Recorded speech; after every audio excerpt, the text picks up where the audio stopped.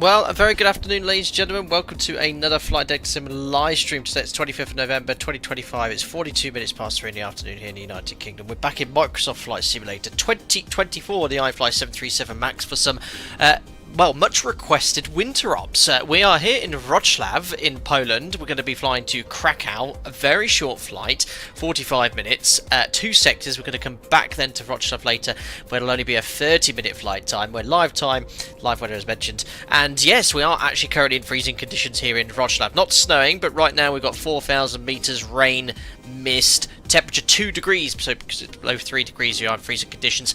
Now usually in Wrocław you'll do de-icing on a remote stand. As per request with a lot of people, what we're going to do here on these 2 sectors is here in Wrocław de-ice on stand to show you the flow and procedure prior to de-icing on stand. When we're in Krakow later, we're going to do the turnaround, come back and do remote de-icing with engines running. Now, I've actually been to one of these airports last week and it was incredibly snowy, wintry conditions, contaminated runway ops. So I've been practicing for you prior to this stream to make it as realistic as possible. And yes, we are going to have LVPs in force, and we've got a Cat 2 ILS available here as well if we can't get in later. But the weather in Krakow is pretty much identical to here in Wrocław. They've got 4,000 meters mist, broken 300 with a chance of freezing fog, visibility down to 900 meters. Well, that's a tempo actually, within the next hour. Anyway, let's zoom on in towards the iFly 737 MAX. This is scenery by Fly High, I think it is. We've got a glowworm here in Wrocław as well. I don't know what that's doing here, but nice to have some high quality scenery available. You can see the passengers here are boarding. I've got the latest version of GSX, which now has cleaners. I'm quite curious to see that feature before we actually start boarding. But there we are. Here is our 737 MAX, completely cold and dark. Anyway, who have we got here in chat today? We've got AJ Fenari. Hope you're doing well. Lots of kitten emojis. Maiden says, can we divert to Szczecin? I seem to remember going in circles there a while ago. We're not going to Szczecin today. Sim737 Pilot, hands down, best intro stream of any content created in the mouth. Pick instrumental makes it epic. Well, I have no say in the making of that song. That was written by other members. Very grateful for them, and it will be our intro song for as long as time exists. I hope you're doing well. Bobby Hoskins, I hope you're doing just well too. Dom Mosina, thank you very much for pointing out that, in fact, that Wrocław is actually closed in real life at the moment. Don't know why. I'm guessing doing some extension or apron work, but it's live here at least for the stream. Hope you're doing well. Skyfall2442 is here too, and Pete right at the start of the stream was saying hello as well. Anyway, yeah, it's been a while since we've streamed. I think about a week or so, but very, very busy this week. Full block of flying, and this is actually my last day on an early standby, and it only finished 15 minutes ago, so I am safe. I should not get caught anymore. Gushnip Bear is here. Hope you're doing well. Thank you very much for subscribing. Shadow Gallery, one more step towards 100,000 subscribers. I think we're on 99,050 odd now, so thank you very much for the subscription there. Josiah Plays, add that at the risk into the departure briefing. Closed airport. Yes, we might have to mention that in the airfield brief. Anyway, look, we've got all the cameras set up for today. We've got MCP camera. In fact, I might need to lower that slightly so it's a better view. I'll have a fiddle with that in a bit. And of course, yoke cam is all set up so you can see my inputs throughout the day.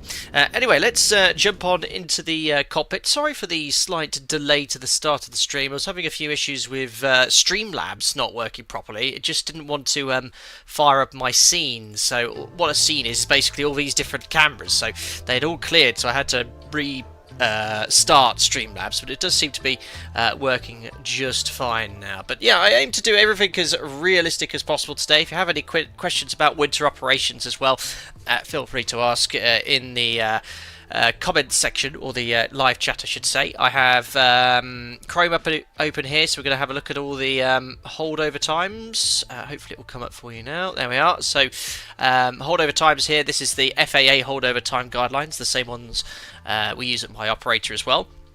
For all the different de-icing fluids, we're going to imagine we're using Killfrost ABCK+, very aptly named. We'll talk about how we calculate holdover time and what it is later on. Pete, hope you're doing well. 60 Mumps, as a member, quick question, could you still be called outside of your standby? I guess, if yes, you could ignore your phone and say no. You could technically get called at any time. They wouldn't get called on your rest period between duties, but yeah, you could get calls on your days off to come in and operate if you so wish to. And if they were to call now, obviously outside my standby time, because technically on my days off, of course, I could refuse to answer the phone, but I never do that. I always say hello regardless, but unlikely to get a call when I'm off here. Bobby says, is it true it costs about £70,000 to de-ice an A350? I think there's some stat online about the cost of de-icing. It costs £1,000, but to reassure all of you watching, for airlines, for our decision making, there is no care about expense. In fact, my operator has a saying, if in doubt, de-ice, you know, so they actually encourage you, if you're not sure whether you should or not, if sort of the icing looks like it could be okay, just get it de-iced. That's the attitude we sort of have here. The same with go-arounds, as we always say. Every approach is to a go-around. A landing is a bonus, and also a no-blade policy for all go-arounds as well. But yeah, I had very busy week this week de-icing, so I've been practicing, as I said, for you for this stream today. Right, let's get some electrical power connected onto this aircraft. So battery on, and GPU is on the bus. We're going to simulate then.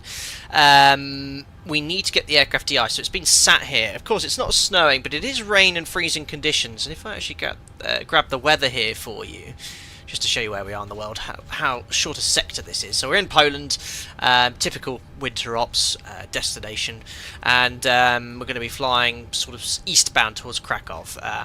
There's no sectors between these two airports in real life. I was going to actually go from Berlin, but I need to sort of get the stream wrapped up by 7 o'clock. It's going out this evening, so I had a quick change of departure point. So if we look here at the weather in Wrocław, you can see we've got IFR conditions, or IMC. We've got wind from the north, 4,000 metres, light rain, mist, a few 800, broken at 1,600. The temperature of 2 is what puts us in what we call freezing conditions. So at my operator, we have to do the freezing conditions checklist, essentially. Now, you might not necessarily need to be de-iced. It depends on the contamination of the aircraft. And we do something called a contamination check, where we have a look outside and check for icing. Now, of course, I don't think it's simulated in Microsoft Flight Simulator, but we'll imagine we do have some frost on top of the wings. We have this box here. We're allowed icing in this box so long as we're outside the freezing conditions criteria, and some other criteria as well, which we're not because the temperature's below 4. So we'd have to get the top of the wing completely clean today. So we'll do simulated on-stand de-icing again. Unrealistic for Wrocław because they have remote de-icing over on the apron here, but just to simulate both remote de-icing in Krakow and on-stand de-icing. We'll cover both those today. So battery on, GPU's on the bus, electric hydraulic pumps are on. We'll turn on the panel lighting here, and we'll also turn on the dome light.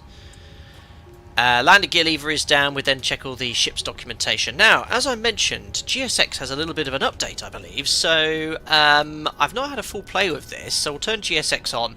We're going to request, is it cleaning we could do? I want to see this. So imagine the aircraft's not being cleaned before our duty, so additional services. We'll request de-ice or stand later, but let's, well, you can see the airport diagram. I've heard about this, but I want to request the cleaning service. We'll have LOT Polish Airlines come and clean us. I just want to see what the animations look like. I've heard there's people in the cabin cleaning the aircraft. Maybe that's a cool little mirrored reflection. That's new. We'll open the door here. But yeah, let's see what happens once we've requested cleaning. Captain Meow, thank you. 41 mums as a member on the channel. Thank you for the support for that entire period of time. Friday quarter stream live again, watching this at flight level 380, sitting in a 787. 21st century is here. After 12 hours on planes, let's watch more virtual planes. Unbelievable. Thank you very much for your support. Hope you're doing well and have a safe real world flight. Thank you very much for popping in. Fox, sometimes in Krakow, if not doing well, these sectors may happen. I guess so, yes, if you're having to reposition aircraft around. Pete and Mr. Teal. Ah, yes, it is Anthony here. Hello, good morning to you. Retired, of course, now. Hope you're doing very well. Where are these cleaners then? I've heard all about this update and everyone said, yes, there's cleaners around, but do they come down the air bridge or... Oh, look. Is that someone just walking around to come clean the aircraft? I know you guys came to see de-icing. I want to see basically all these cleaners. Elton says, can you explain VRF ice? Yes. We use VRF ice when flying single engine. I don't know if there's any other profiles to check, non-normal situations where we use it, but we essentially had 10 knots to VREF to allow for sort of increased risk of or increased stall speed with icing conditions. Yeah, we had 10 knots to VREF, and then you add 5 knots on top of that, so you fly a bit faster. Did the cleaners activate? I don't know. I've just clicked it again.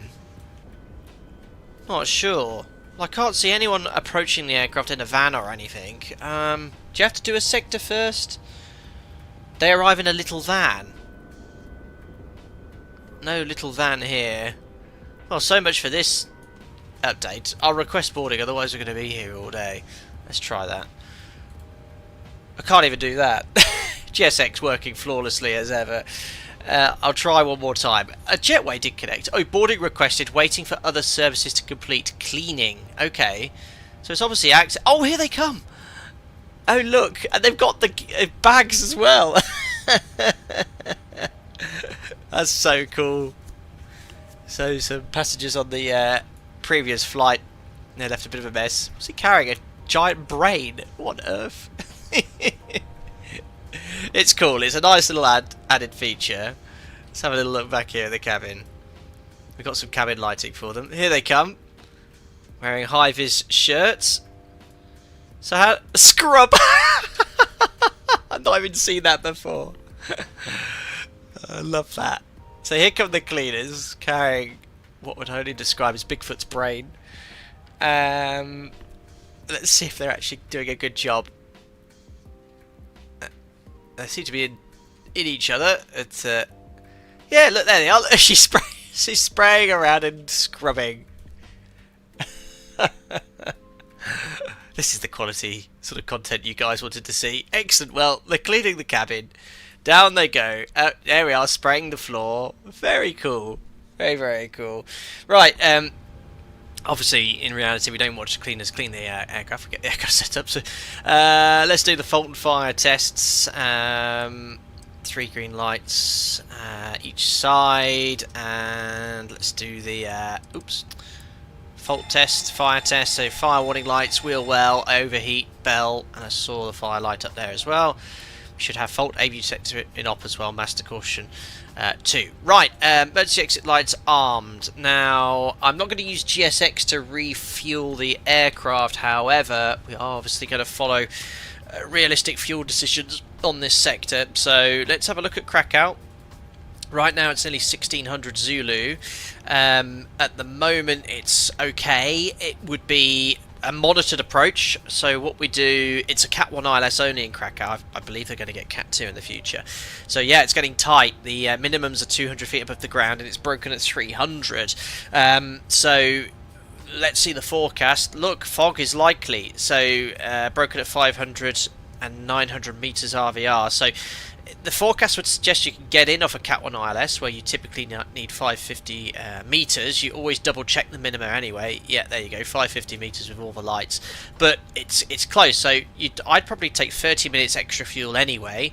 And then my alternates, we've got Zhezhov, we've got Katowice. Now Katowice has Cat 2 ILS, and when we do our alternate planning, because it's got Cat 2 ILS, it's what we call a Type B approach. So we need to check the weather, obviously, at our alternates. Let me just find Katowice, open airport, weather. So right now, overcast 200, so we couldn't actually choose that as an alternate. We could go there, but from a planning perspective, our alternate needs to have ceiling minimums plus 200 feet. So this is already overcast 200, and the minimums would be off the Cat 2 100 feet RA. So it wouldn't be, for a legal point of view, an acceptable alternate, because it could degrade there. Let's have a look at, or degrade there. Let's have a look at modelling, open airport, weather. That's better. 3,400 meters, broken at 400, and they have. Do they have Cat 2? Yeah, they have Cat 2 there. We're minimums of 100 feet. So there we are. We could choose legally modelling as an alternate. TAF yeah, look, worst case, we've got is 1200 meters. You need 300. So RVR. So for your requirements for Type B alternate is minimums plus 200, RVR minimums plus 800 meters. So we're a bit tight there. That's later. That's actually we'll be back way before there. So yeah, look, from a legal perspective, I'd choose modelling, and then as a get out of jail free card, I'd keep finding one. Here we are. Berlin was one I chose because it's outside the country, and look at this. Meta 10k, great, perfect. So I'd actually have fuel for my furthest alternate, Berlin. Who cares if it's legal?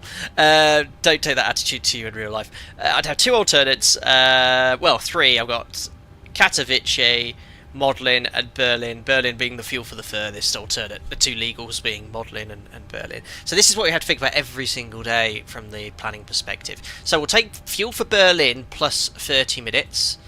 So flight plan, here we are. Where's Berlin? What?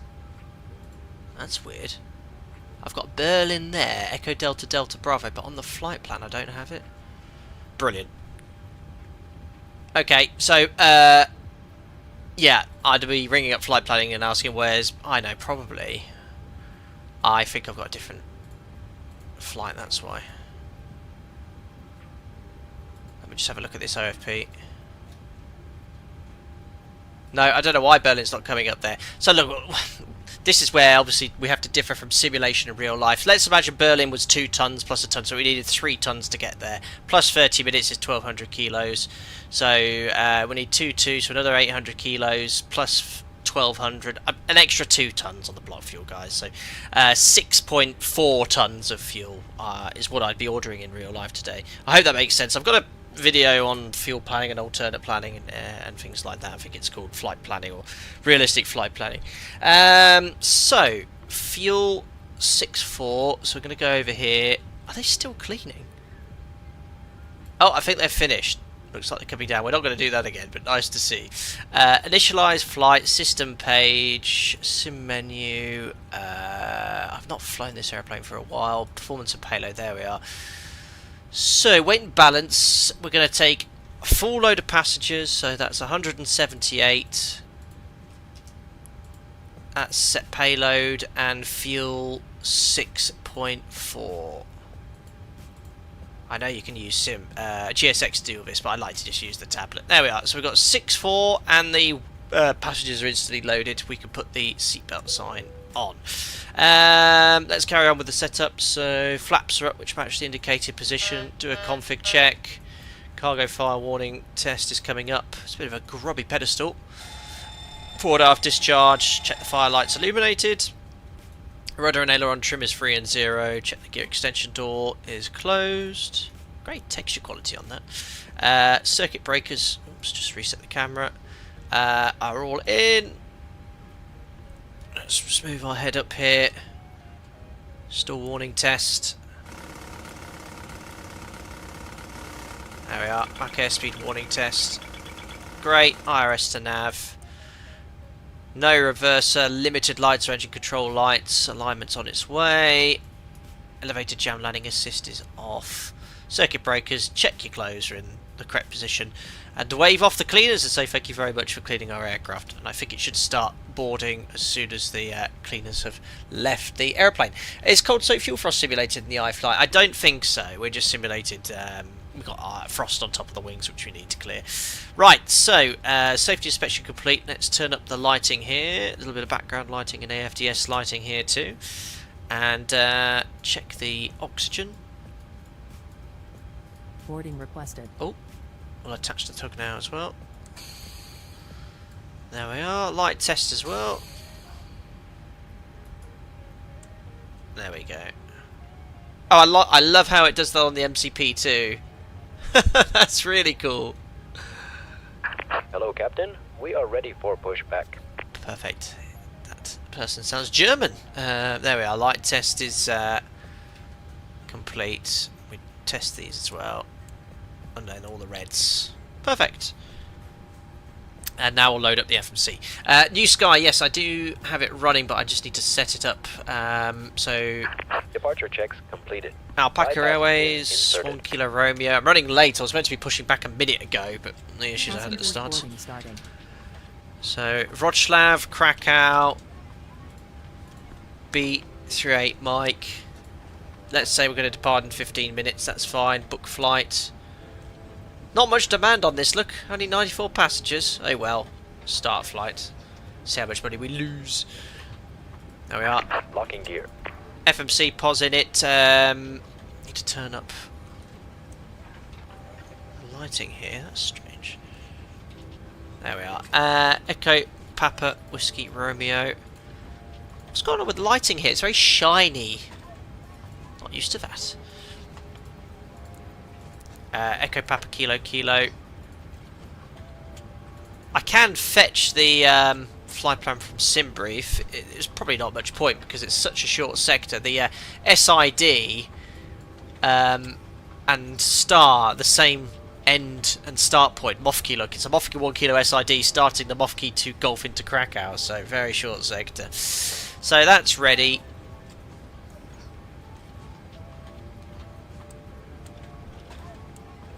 There we are. Call sign today. Alpaca 1 Kilo Romeo. Hello. Hello. There we are. Activate. Departures. Runway 29. As we said, it'll be a Mofki 1 Kilo. And arrivals into Krakow. ILS 25 via Mofki 2 Golf. This transition, let's have a look here then. It will be ILS 25. See where the star terminates via Borsey, and the ILS has Borsey as well. Perfect. Execute. Great. Let's now do the performance. So the zero fuel weight should be 60. Why have I got a difference there? 62.3, 60.9. Oh, I know. I have not put any cargo in. I think it's so I need to put in 1.5 roughly. Let's just put. I think I'll put it all in hold too. Set payload. Hello. It's close enough now. 60. Oh, that was a good guess. 62.4, 62.3. Great. Reserves then, we said we're going to call it 3 tons for burning, which is not on the flight plan. Cost index, we'll use 30, like we do always at Alpaca Airways. Top of climb and average wind, slight difference there, so 210 at 85. Top of climb, ISA, -7. Execute. Average wind, there's nowhere to put it in because it's such a short sector. Cruising at flight level 27, this is 290. Probably going to struggle to get that high actually. Ah, wrong button. Right then, performance. So, it's very likely in Poland, the guys are amazing at keeping the runway clear and not contaminated. So we'll imagine, unfortunately, the takeoff performance calculator provided via Simbrief, it's a very powerful tool. We'll go full length today, but it doesn't simulate contaminated runways. You have dry or wet, but it's very likely it'd be wet anyway. So we'll go with this. Flap 5, TO1. Assumed temperature is 41. Now, my operator, we take no assumed temperature when we're going to de-ice, so we'll leave it just at full. Takeoff, flap 5. CG is set. 6 units of trim. Speeds. They're going to be wet speeds, so we press next page, wet. This way. 35. We'll always go off the OPT, so 35. 38. 45. Happy days. So performance is complete. We'll set V2 on the MCP 145 knots, which I can do like so. Cool. That's all done. Let's have a little catch up with chat there. NAPD is required. NADP, is that what you're referring to, I think? Anthony, I think GSX improved their pushback tool, so I haven't tried it. I think you can plan your gate at the arrival airport by map 2. I've heard about that, Anthony, which is pretty cool. We'll try that on the way in. Have you had much simming done since you've retired? That's what I want to know. Sim737 Pilot says the lighting panel looks like it has mould residue. Yeah, a little bit. It's a little bit of a clean in here, perhaps. Damus says, does a real 737 also start with altitude set on 10,000 feet, or does it remember altitude setting from previous use? Altitude setting from previous use is all there on the MCP, so whatever it was set to when the aircraft was powered off is what you'll see when you power it back up again. Brendan, hello, evening all. Loving all these static takeoffs at work recently. Oh yes, that's probably the most satisfying part, is doing a static run up, which is what you do in freezing conditions. So you in the NG, you hold it on the brakes, set 40%, stabilise, you then set 70%, and then wait in the NG for 30 seconds recommended before setting takeoff thrust in the max. It's a bit different, it's 50% for 5 seconds, and that's just to shed any ice off those fan blades there. Amazing. Right, performance is done, FMC loaded. Let's look at the overhead panel. One thing that I've forgotten to do, which I would have done a lot sooner, is start the APU, because it's only 2 degrees. These poor passengers will be freezing cold. So, flight controls are all fine. Nav transfer, display switch is normal, auto, fuel is okay. You can see the fuel tank temperature. That's important for de-icing as well, for the de-icing crew, if you've just come in off a flight. Cabin utility I for galley power's on. That's all configured correctly. Window heat can come on because we're in freezing conditions. We turn the probe heat on whilst on stand as well. Engine anti-ice is off. Oops, auto, 290. I think it did say unable cruise altitude, didn't it? We'll have a look once the alignment's complete. Oh yeah, sorry, I forgot to use my real MCP. Oh, look at top of climb and top of descent, guys. Glued together. So I think what we'll do is not go to 29. I might actually go to like 210, and then we'll just, if there is any ATC, we'll just say, look, we'll go a bit higher, 250. We'll just advise ATC at, I'd like to actually cruise at 25. There we are, perfect. That should be on steady.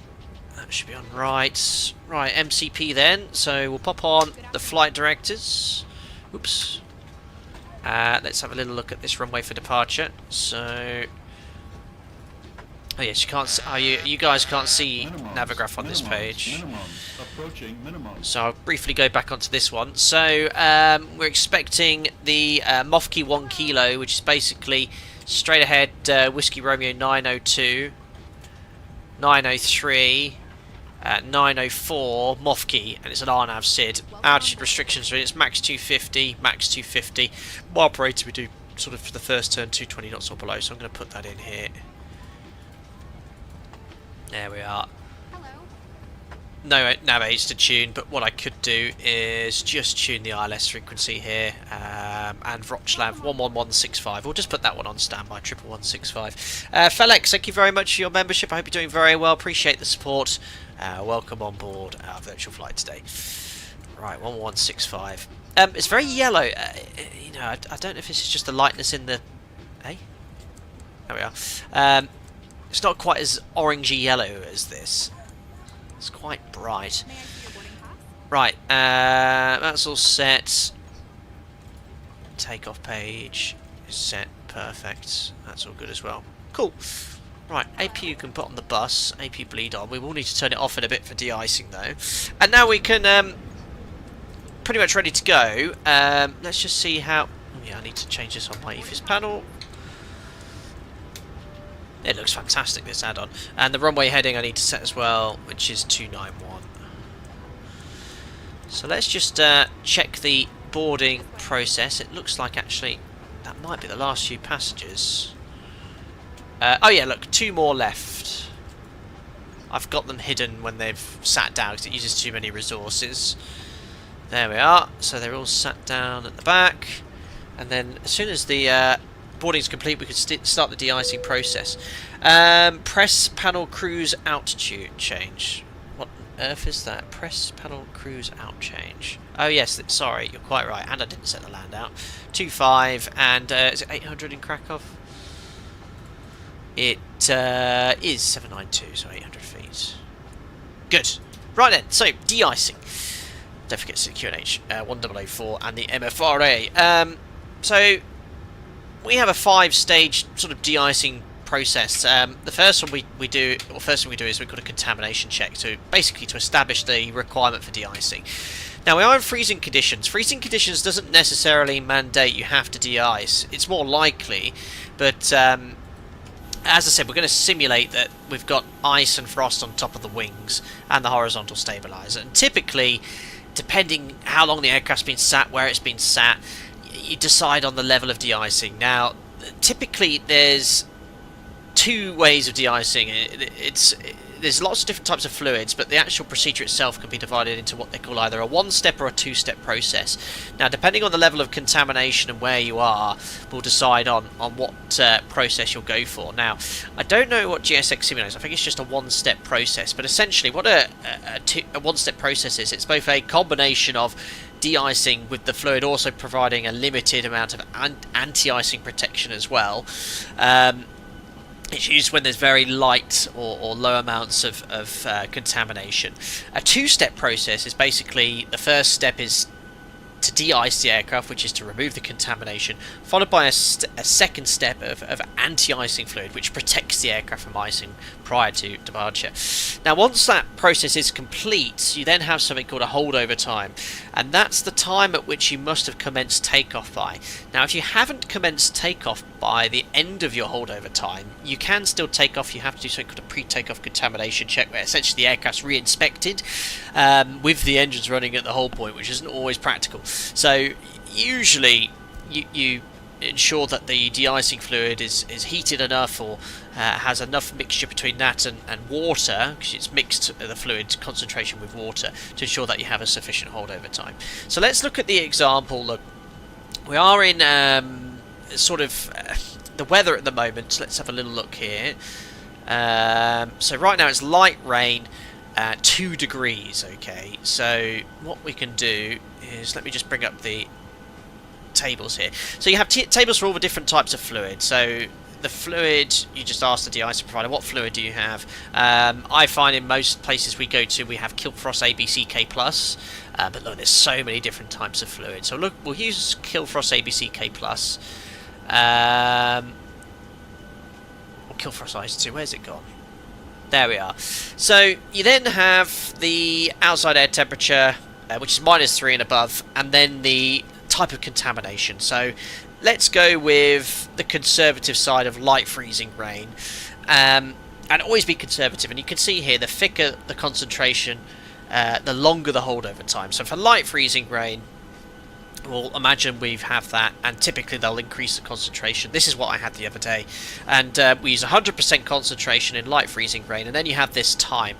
The holdover time is a window of between 1 hour and 1 hour 25 minutes. The left time being more for sort of light rain, the moderate rain, and the increased time for light precipitation. It's a bit of interpolation can be used as well. It doesn't cover heavy rain. You'll find in most cases, if you read the note, when heavy precipitation is reported, the snowfall intensity is a function of prevailing visibility. Use another table.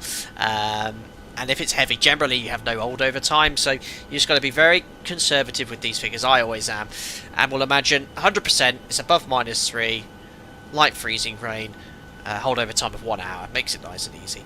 Now, anyone in chat know, when does the holdover time start? Let's see if anyone in chat can answer that question. Sim737 pilot, the operator sits in a cab and uses a long extension boom so that the truck isn't too close to the aircraft. Yes, absolutely. You need to make sure they're well clear, or sometimes they have a headset which they plug in as well.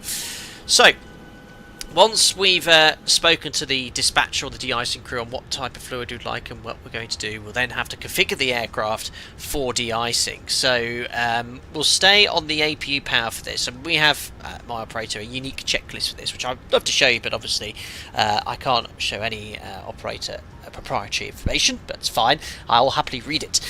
So what we're going to do is de-icing prior to engine start. We'll confirm that we're in freezing conditions. It says APU off unless needed. We're going to use it.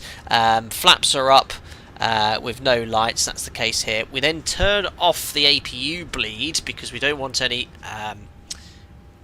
de-icing fluid going into the APU or to the air conditioning system in this case. And then we actually have the stab trim set for takeoff, which we do. And then the aircraft is now configured for de-icing. So what we'll do is prepare for pushback and departure. There you go. Look, ice warning. Do you request a de-icing treatment? The yes. icing vehicles are coming now. Excellent. So what we'll do, I've got the GSX profile in Krakow later. We can do remote de-icing on stand, and this is simply how you configure the aircraft for de-icing prior to engine start. You simply make sure you've got the APU bleed off, stab true set for takeoff, and all the doors and hatches are closed, and ground equipment removed as well. You can have the GPU connected, but we're going to remove it all now. So what I'll do is just go to system page, ground support, disconnect the chocks and electrical gear, and if we go outside, we'll see the de-icing crew. They've just arrived. There we are. Confirm aircraft is ready for treatment.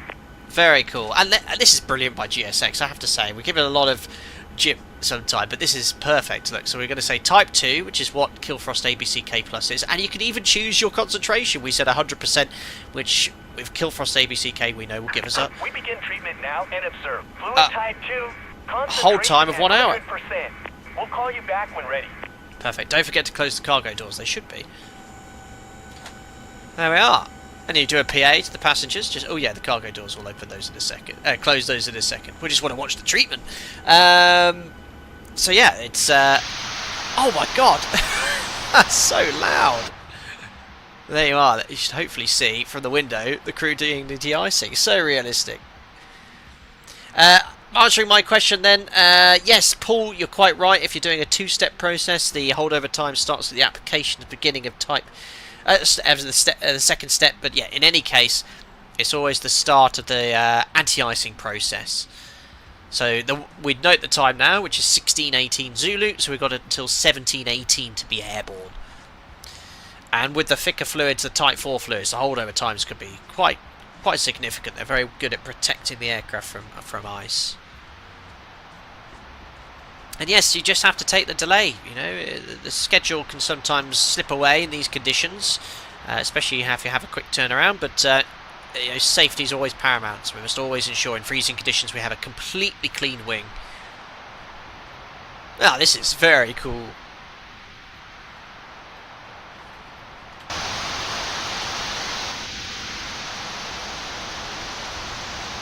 Looks like a blow dry.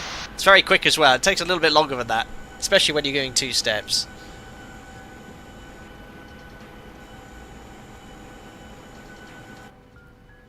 There, he's retracting the boom. De-icing and anti-icing completed. Anti-icing coded. Fluid Type 2, concentration at 100%. I'm disconnecting. Good day. Amazing. Very, very cool. Rayman says, amazing how far Flight Sim has come along. Flying FS95 back in the day, I could never imagine photorealistic scenery, cars, crews, passengers, and de-icing and cleaning crews. Truly amazing, I know. Amazing. And this is when I started simming as well. Well, a little bit later, that FS 2002 was my first sim. Cool. Airports we'll have on here, on that EFIS. Airports on this EFIS panel as well. Terrain can come on. And we're ready for pushback. Oh, hold on. I had a GSX profile. Oh no, it is straight pushback in Wrocław. Perfect. So straight pushback. Release parking brakes, please. So, oh yes, I forgot to mention. So once the de-icing treatment is complete, we have to wait 1 minute until after that process to reconfigure the panel. So APU is needed, APU bleed as needed. So on for engine start and some nice warm air into the cabin. But now because we're ready for engine start, we can take the packs off, anti-collision light on. Parking brake, just verify it's set for now. Transponder, 2000, and this is a different transponder to what I'm used to. We'll leave it on auto. That'll do. Off. There we are. Checklist complete, and we can release the parking brake. Commencing push. Cargo door, All thanks. engines clear. Start at will. I don't have to worry about that in real life. But yeah, closing the cargo doors. Hopefully they're closed now. They've been closed. It's all good. Excellent. Alright, master caution, air conditioning, and that will be the dual bleed. Alright, starting engine number 2. Logo light should be on at night as well.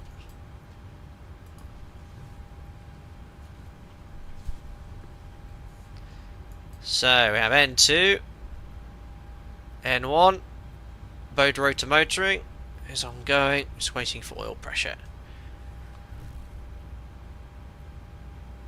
Another thing in the max, prior to takeoff, you need to make sure the oil temperature is in excess of 31 degrees. Oh, hold on, where's my oil pressure? There it is, that's very late. What, I've just got one. Usually comes way before motoring. Does this simulate the fact that the oil's cold and the... Well, no, the pressure would build quicker in that case. Please stop pushing me.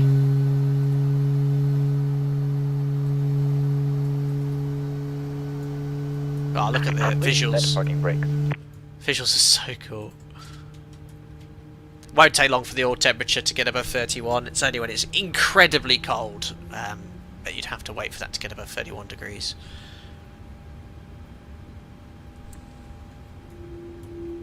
Here those lead 1Bs. Starter cut out, monster engine number 2. 2573, 2 stable, starting 1. Raphael says, have you played DCS? No, I don't have time for that. Unlocking gear. Love to. I did download it, but it's so complicated. N2. N1. Oil pressure would be up by now. It's just a bit slow in the iFly.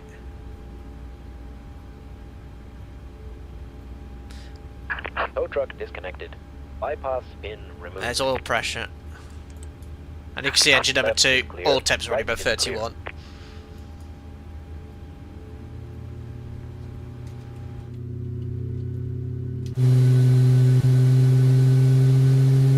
Oh my gosh, what's that? I think it was the beard. Let's have a look at the weather in Wrocław. 3,000 meters rain. 2 degrees. Lovely.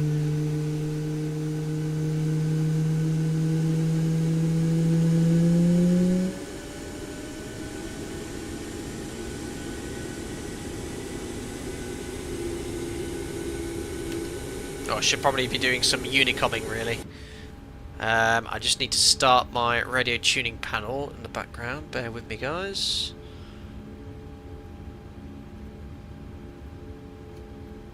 Where's my... I can't find it. How do I get to my desktop on my folder? There we are. There we are. I should be up and running in a second. There are 2 good starts. Let's do the before taxi flow. Generators on, APU off, start switches continuous, probe heats on. Anti-ice then, so we don't use wing anti-ice because we've been protected by type 2 fluid. That's all set. Packs auto, APU bleed off. Isolation valve auto set. Now we cycle the flaps all the way to 40 and then up again. And because we've been de-iced, we can do the flight control check as well, and then monitor the flaps whilst that's ongoing. So flight controls, forward, back, left, right, and here comes the rudders, right and left. Great.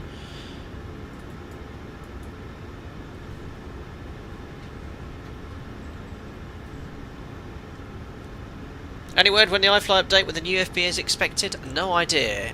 It's okay. I find this tablet easier to use than that Flight Factor 777 one, but it'll be nice to have a modern interface.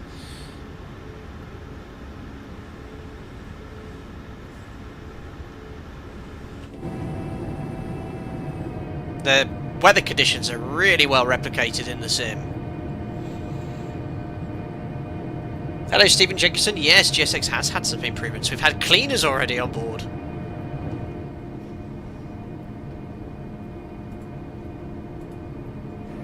Awesome. As I mentioned, we're online, but there's no ATC here, so we're going to make a right turn. This is how they do the pushback here, all the way to Alpha 1. And as mentioned, if you just join the stream, realistically, you do remote de-icing here. We're going to do that in Krakow during the turnaround. I just wanted to replicate on-stand de-icing, and then we'll do de-icing engines running in Krakow after the turnaround. Wrocław traffic, South Packer 1 Kilo Romeo, taxi to runway 29. Helps if I'm actually on advisory frequency, not some random frequency. Wrocław, it's Alpaca 1 Kilo Romeo, taxiing runway 29. There we are. Right, parking brake is released. Now there's no point doing the config check because the flaps are up, so we just add a bit of thrust. With the Max you typically don't need to add much at all, it'll just roll on its own, and we'll taxi to runway 29. It's just started to snow as well, but remember we've got a holdover time based off freezing rain, so it's I think it's even worse than the snowy conditions. But if the conditions were to change, you'd always just confirm the holdover time because it might have exceeded. So this is a huge threat to the operation, look, because we're taxiing with the flaps up, where usually they'd be configured for takeoff. So to prevent us taking off with the flaps up, as captains of my operator, we'd actually have the de-icing form clipped to the control column, and the first officer would have the freezing conditions checklist clipped to their clipboard. The idea is it's situation awareness to remind you that the aircraft isn't configured for departure. It's very easy with distractions to go airborne, because some people obviously de-ice all the time depending where they're based. Some people, they can actually go a few years without de-icing, so you've got to be so careful and take your time. Right, one thing we didn't discuss is the stop altitude on this SID. There isn't one, so I'm going to go all the way up to our cruise level. I'm going to set the MCP to fly level 250. Very well, pilot lads. Hope you're doing well. Thank you very much for popping in. Stephen says, I don't think there's much wrong with the iFly now. I get the odd blip with VNAV, but I'm enjoying it in Microsoft Flight Simulator. Just need to work out what plugins I need to make the experience better now. For me, GSX is a must. I know it's a bit buggy here and there, but it doesn't work. Love this scenery by Fly High, but it does have these random glowing balls, or in this case what I describe as a firefly. There we are, as an aircraft departing or landing on runway 29. I also purchased scenery from Javecki Designs for this. It was on the Black Friday sale, half price in the marketplace.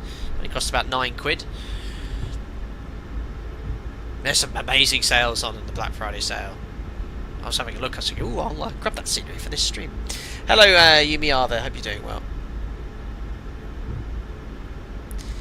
Golden Aviation Real, thank you so much for using the actual names of the Polish cities with the accents.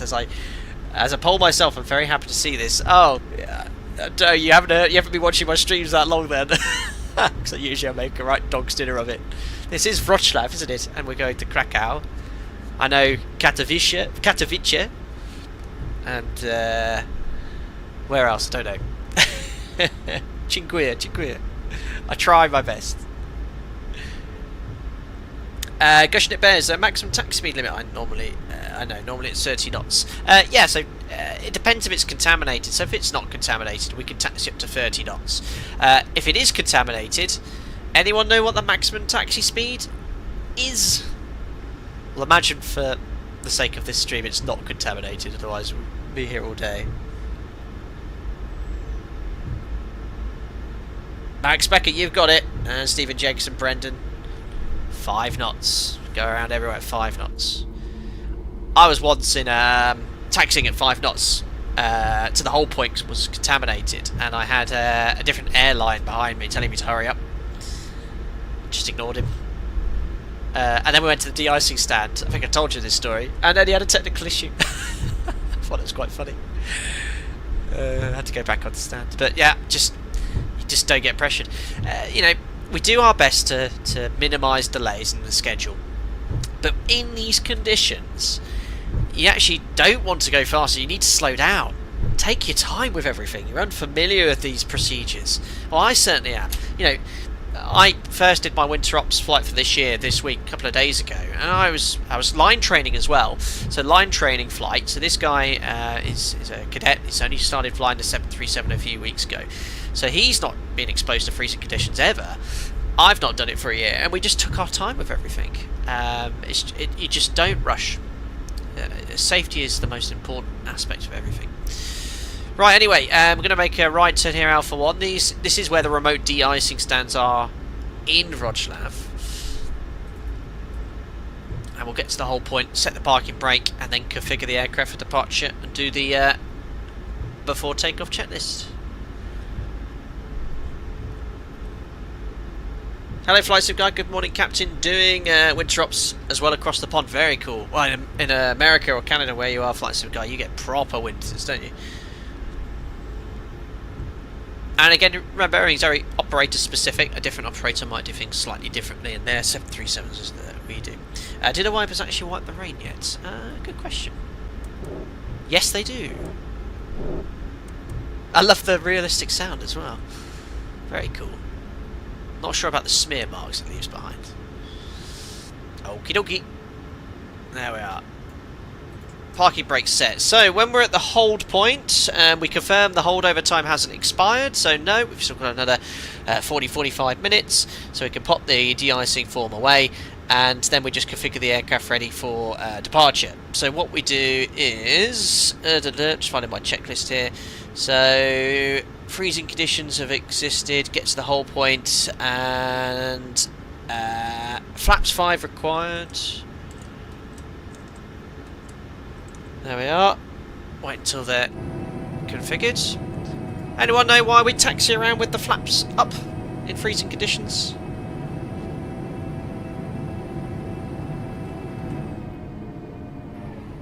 There we are. Parking brake release. Release. Config check.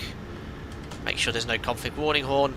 Parking brake is set. So we now accomplished the before takeoff checklist. So before takeoff checklist. Config we checked. Flaps we have 5 green lights. Stab trim 6 units is set. Takeoff briefing. Packs auto. Bleeds on. V speeds wet. 35, 38, 45 on the MCP departure. SID is going to be the Mofki 1 kilo. It's basically climbing straight ahead until we get to Whiskey Romeo 902. Right turn to Whiskey Romeo 903. Stop altitude is well, climb to a cruise level of 250. MSA in this sector 2,400 feet. So we'll climb runway heading 3,000 feet. Reviewed. We'll imagine the cabin is secure. They should be off. There we are. Checklist complete.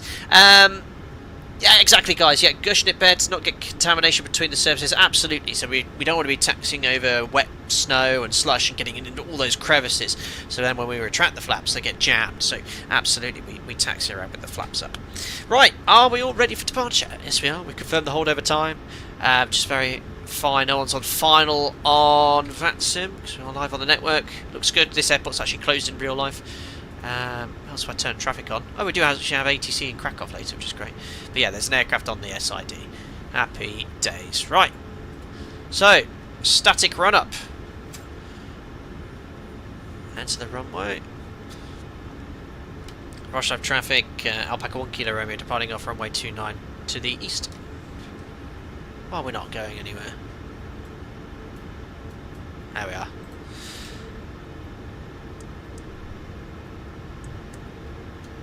MCP is set and transponder TARA weather radar is on.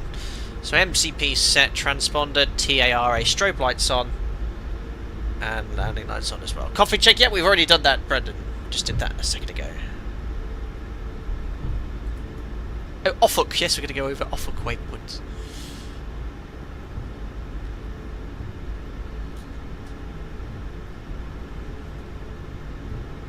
Alrighty, so we'll do the static run up.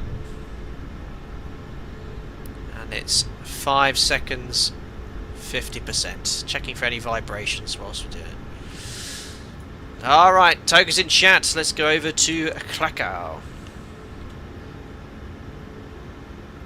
So we go 40% to start.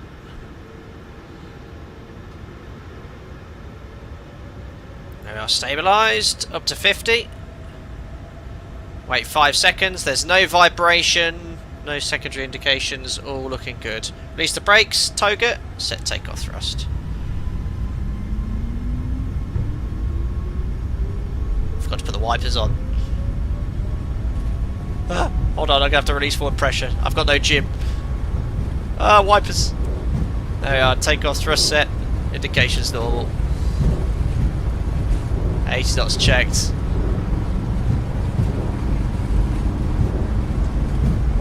Well, the wiper's useless. Rotate. Oh well. Positive ready to climb. Gear up. Well, note to self, don't use the wipers. LNAV.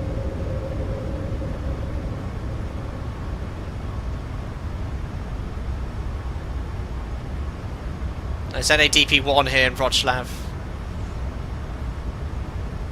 So we'll buck up at 3,400 feet. There's M1, 1500 feet RA.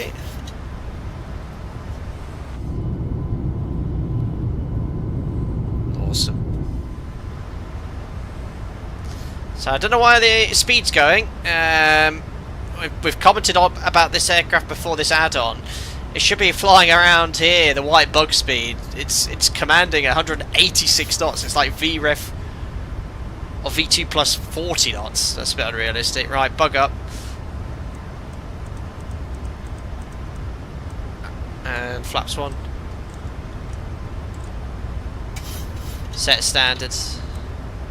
I've done that for Jim's side as well, yeah. And flaps up. Whee!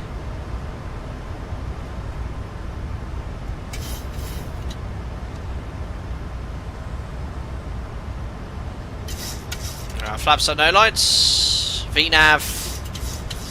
And then we can engage Command A after takeoff checklist. So gears up, auto brakes off, we're in icing conditions outside, so we'll leave the engine anti-ice on. Air conditioning and pressurization, 2.0 climbing, correctly configured, set. Release the crew on this very short flight. There we are, after takeoff checklist complete. On our way to Krakow. ETA is 1717, probably a shortcut or two on the approach as well.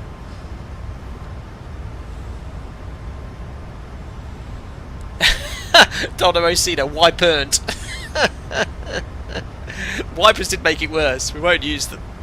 We won't use them again. It's like we're just outside. Well, no, it's a bit of low visibility. You can see it on the wing light there.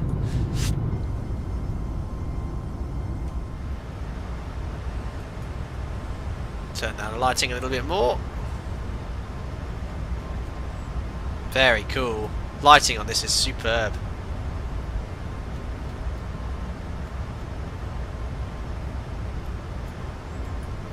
Right, has anyone got the engine anti-ice no blue lights? Not on the Max, John McPherson.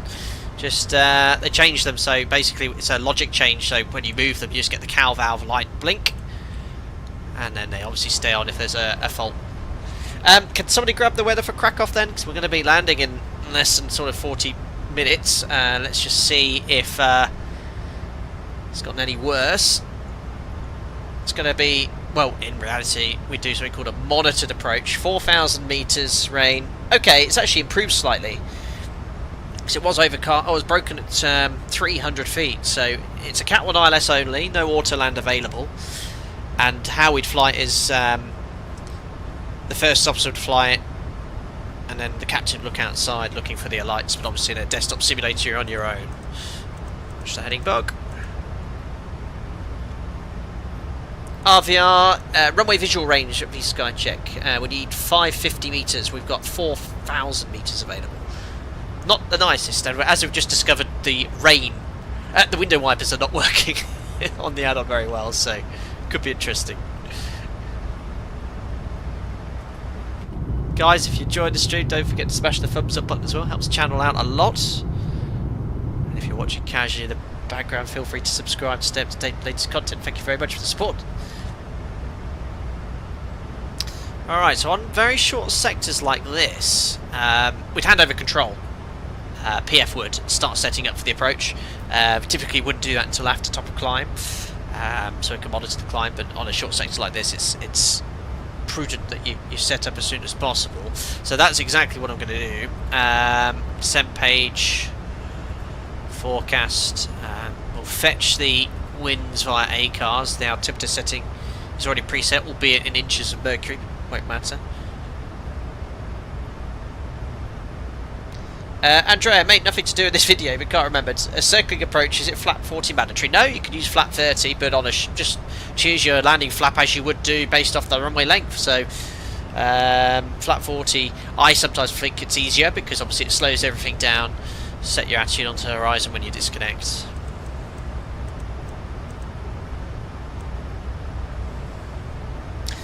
Chris says on a normal flight, about how many nautical miles do you start setting up for the approach? About 100 miles before top of descent. Maybe a bit sooner if it's a more difficult approach, like a non-precision approach, which requires a slightly longer briefing.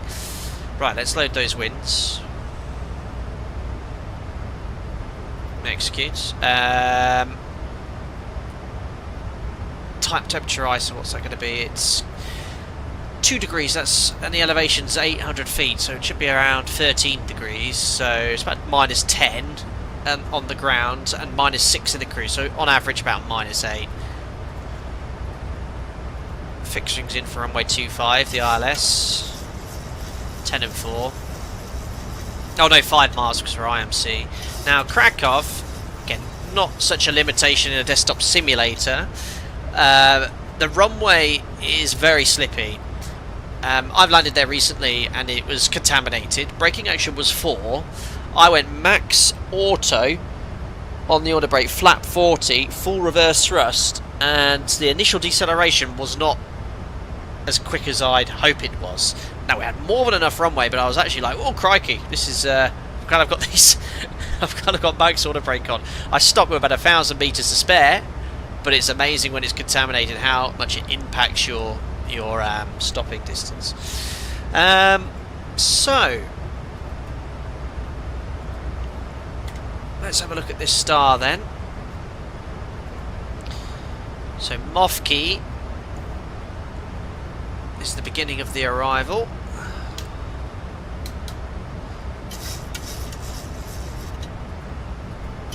Going to go to Kuvji 210 below, LZ, Altic, Eraf 130 above, Uxbaf, Nifa, and hopefully we're going to get a shortcut direct to Kilo Kilo 362. Now, unfortunately, there's a big limitation with this add-on. In reality, we planned for a shortcut probably from 652 to Ofuk, and you'll see it says here A2. Unfortunately, when you plan for these shortcuts, it can't calculate the difference, so this should be a lower predicted altitude. So what I'm going to do instead is at Kilo Kilo 652 just sort of guess what would be a sensible height to be at for the shortcut. Now the elevation here is 800 feet, so I'd say I want to be around 4,500 feet here. So what I'm going to do is put slash 4,500. In reality, it will tell you exactly what to put in on the altitude there.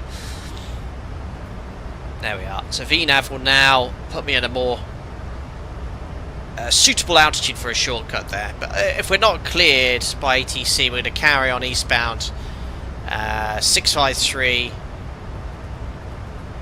654 base, 656. But I don't think we're going to go all that way. Borsey, 5,000 feet above Ofuk. I'm just going to put 180 knots or below to slow things down. Max is slippy. There we go. Then on to the ILS. Frequencies for the ILS then 110.3.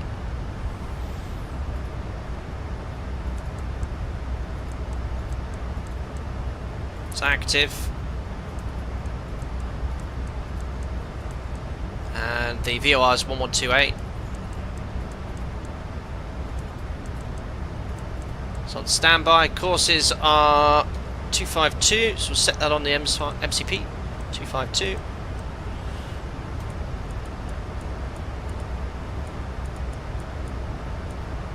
Happy days, and the minimum, so it's Cat 1 ILS 550 meters. We've just confirmed it's 4,000 meters, and the minimums is actually slightly above 200 feet, it's 1,001 feet. And the cloud base, what was it, broken at 400? So, you know, it's getting tight. I wouldn't want to be flying in there this evening, especially later on, because cloud base generally drops as it gets darker.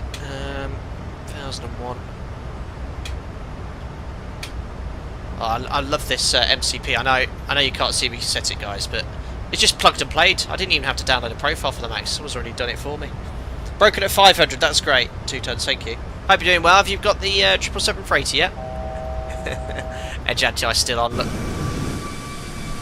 Yeah, mucky. So we do actually have ATC here in Krakow this evening, so hopefully vectors or position via Ofuk. MSA to the south is high, 6,900 feet, so we'll stay to the north if anything goes wrong. That's pretty much it. What else can I discuss about Krakow? We mentioned the runway's quite slippy. 25 is preferred for landing. We planned for the shortcut as well. Obviously not going to do a visual approach here.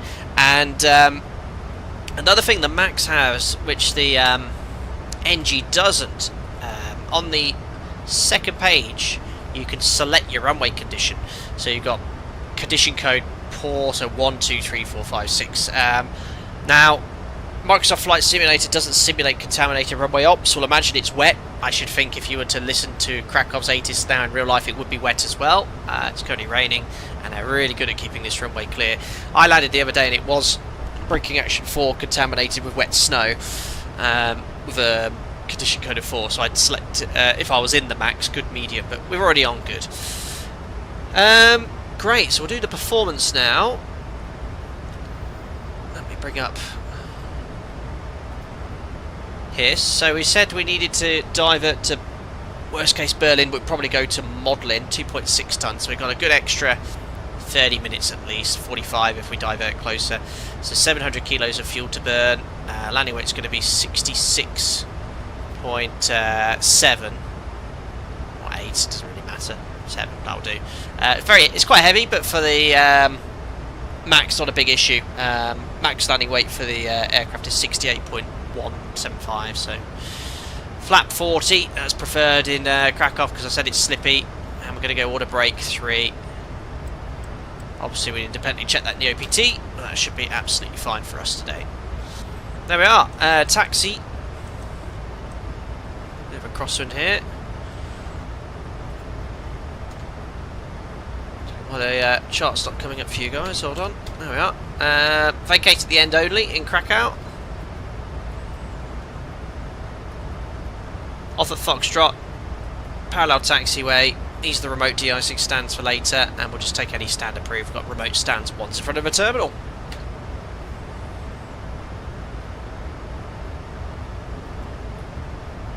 Domino Mosina, worst case scenario, divert to Berlin. Berlin is known for its versts. Unbelievable. There we are, in the cruise, flight level 250, top of descent in 20 miles. Do a little fuel check there at Mofke. Got a ding dong from ATC. There we are, Mofke. Where's the actual waypoint? Can't see it. There we are. 17 minutes, we should be there. Hey, Austria? What's still this saying Austria for? That's unusual. 13 minutes, so we're going to be roughly on time. We should have 3 tons of fuel with the extra we took. Yeah, great for the gas. Right, let's have a chat with the Polish. What's good evening again in Polish? I always forget. It's Krakow approach online.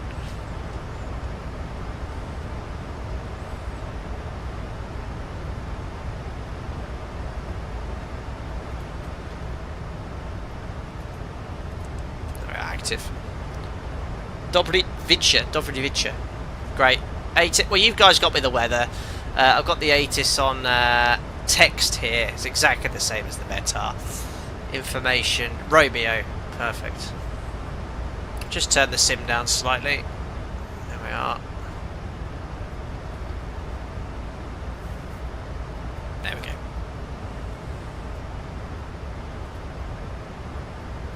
Krakow approach, Dobrovic, it's Alpaca 1 Kilo Romeo. Maintain flight level 250 inbound Mofke. Information Romeo. And request descent. Alpaca 1 Kilo Romeo, dobry wieczór. Kraków approach, information Sierra is now valid. Cleared Mofke 2 Golf arrival and set squawk 1000. Squawk 1000, Mofke 2 Golf Alpaca 1 Kilo Romeo. There we go, oops. Bit of figure trouble. With 885 request. Chesh, yes. There 885. Second sector, San Francisco, Anthony. Yeah, I haven't got much time tonight. Zulu Alpha holding point dynamic 5 with 885. Alpaca 1 Kilo Romeo, identified level 250. When ready, descend flight level 100. Direct Kilo 652, next Ofuk. Direct to Kilo 652, then Ofuk when ready to set flight level 100, Alpaca 1 Kilo Romeo. I was only here the other day, and this is exactly the same clearance I got. Alpaca 29 Charlie Whiskey, descend 5000 Execute. feet altitude, QNH 1002. And then Ofuk. Altitude 5000 feet, QNH 1002, Alpaca 29 Charlie Whiskey. Can delete that restriction now. Execute, down we go.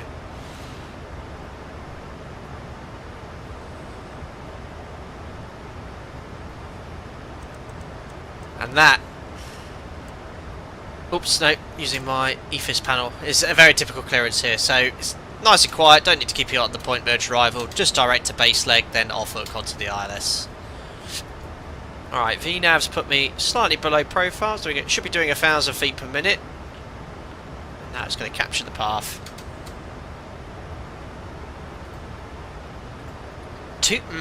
There's a bit of a bug, look at that. Kilo 652, why is it wanting to do 278 knots at 5,370 feet? Interesting. I'm just going to put 220 or below. Interesting. There's a few bugs here with the FMS. Right, we've had the engine anti-ice on for the entire sector, because we've been in icing conditions the entire sector. Actually, just out of the cloud here, but we're about to go straight into it.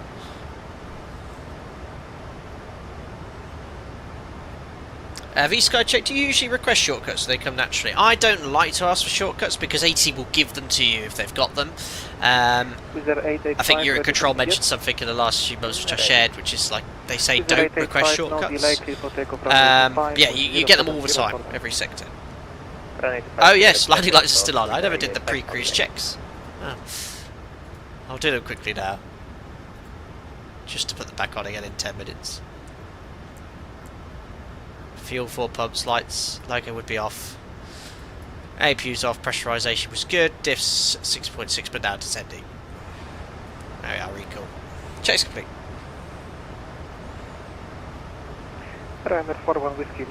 Yeah, Stephen, the iFly is very good. It's obviously, you know, doing...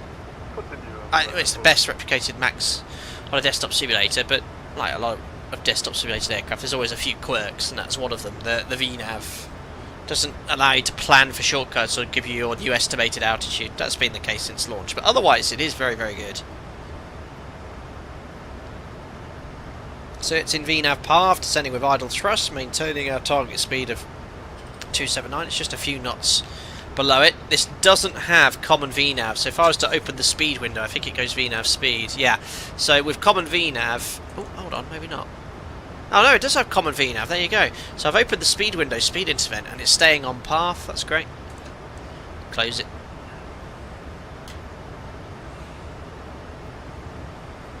Alpaca 29 Charlie Whiskey, descent 4,000 feet. And 4,000 feet. V-Sky check to attendants, keep an eye on your wings rise. No, not really. We've obviously got the ability to turn the wing light on, and in the 737 you can just see, there you go, that's pretty much all you can see. You can't see the inboard, but you can see that much of the leading edge, so you've got a rough idea of when you need to use wing anti-ice. Plus you shine a torch here on the wiper bolt, which freezes just like the wings would be doing as well.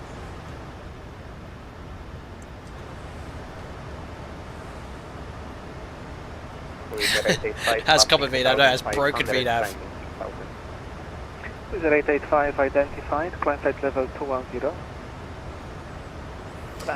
Sam Jones, hello, when do you do the engine anti-ice shedding procedure before takeoff? Is it during icing when it's snowing? How long do you keep the engines at 70% before target? And every time you're in freezing conditions. User 885 direct Popok. So freezing conditions are defined as whenever the temperature is below 3 degrees and you have on the ground, also in flight but on the ground, especially for the ice shedding procedure for the engines, visibility less than 1600 meters, rain, snow, ice, standing water, slush, etc, etc, and then you always do the ice shedding procedure.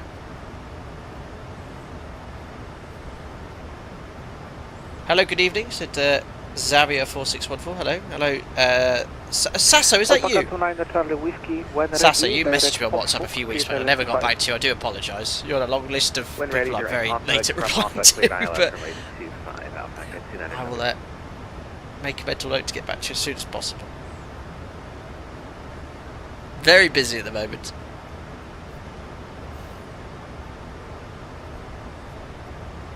Sasso, ciao. So if you just joined, welcome to the Winter Ops stream. We've just left Wrocław where we de-iced on stand. We're descending into Krakow.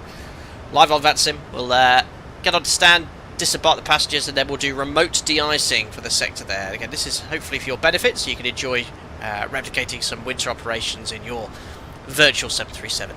In the MAX day, the NG procedures are almost identical. Or they are identical, apart from the static run-up prior to departure.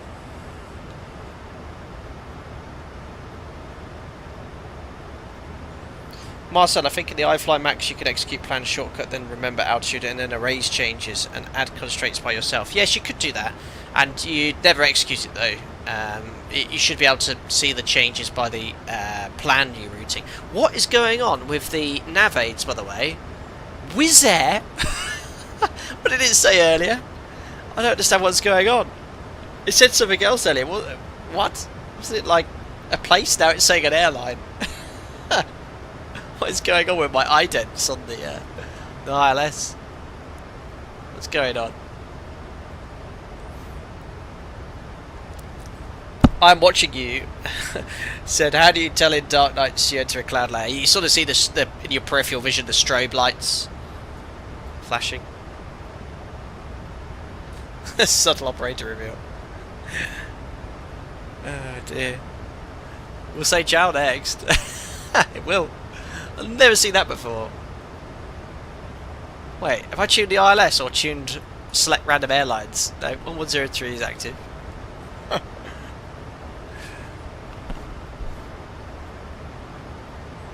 Seb Jones, yeah, ice shedding very common in, well, obviously it's mandatory in freezing conditions. For the MAX, it's 50% 5 seconds. For the NG, it's 70% 30 seconds. Hello Sasha, 33 months as a member. Feel like I'm betraying my first love of 738. It's in the hangar. Flying the 320. What? As I watch this stream, wondering what the heck it's doing. Ah yes, my often common question I ask myself when flying the Airbus. I feel we should fly the Airbus again soon. Maybe on a really busy VATSIM event. I'll be absolutely fine. 16 via Bravo Whiskey Tango. Thank you very much. Now we've still got Wizz Air tuned and identified. Oh, there we are. A little bit of terra firma.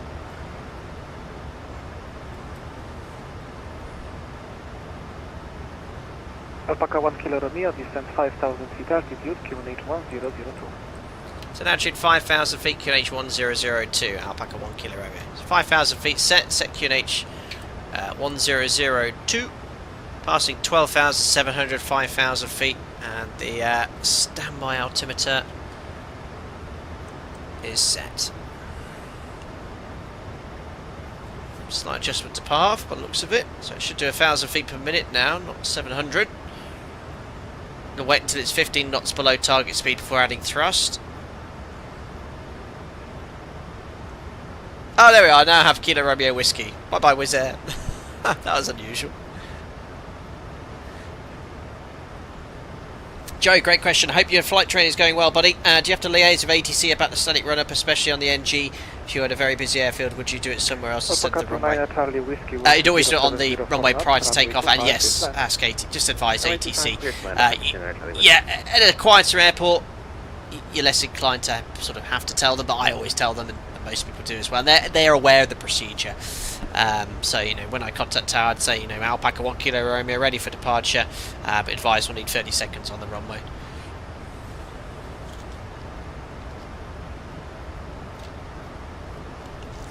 And 30 seconds is recommended, it's not mandatory. Usually on the NG, if I've been going 15-20 seconds and there's absolutely no vibration, I'd go. But with the MAX, you know, 5 seconds, it's a lot less. I guess with the size of the fan blade, there's larger centrifugal forces, I'm not sure. Weather's looking good. Yeah, horrible. That's why I chose Krakow, because it's really... I looked at the forecast a few days ago when I published this stream. I thought, yeah, this would be the perfect place I can go to. And I'm familiar with the airport as well, and the procedures here. Captain Meow says Airbus stream with max failures, please. The ECAM will save you, hopefully. Josiah, you're at 2,000 feet, can't see the runway. Yeah, it was broken at 400 feet. You weren't going to see it until about 10 seconds above minimums. Now reducing to 240 below 100.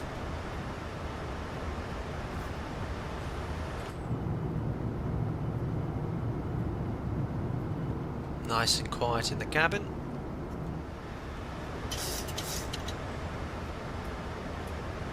Fantastic. Looks really good.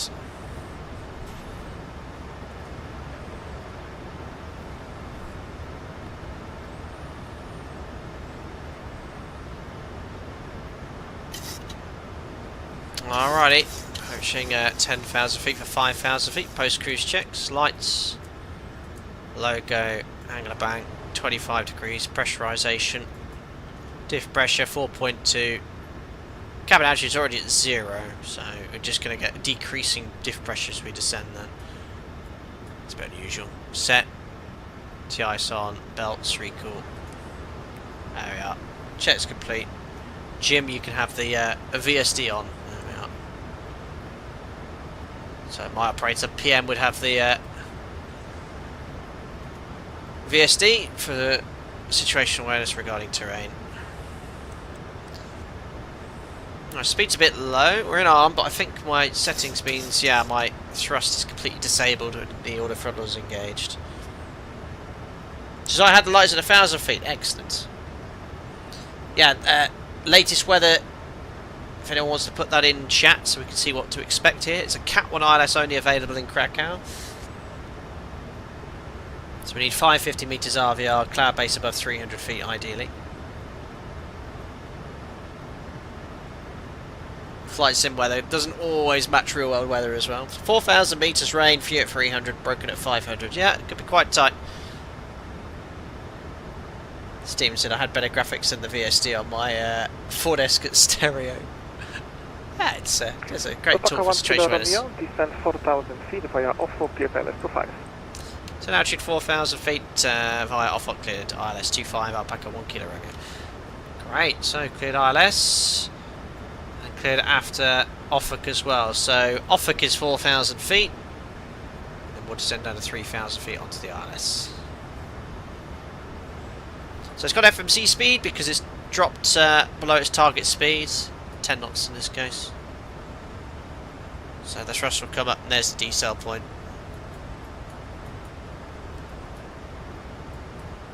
Remember, diverting back to Wrocław is always an option. Yeah, we actually did we have that on our flight plan? Well, I had Berlin, but it didn't come up. On the go. Oh, someone's going around. Whiskey Roger, continuamy approach procedure. That's Josiah. Give the limits for exit. Yeah, look, we actually go back. 1204 plus 913. Call it a ton. 2.2 tons needed, and we've got 4.8. So we get at least a hold an hour before having to divert to Wrocław.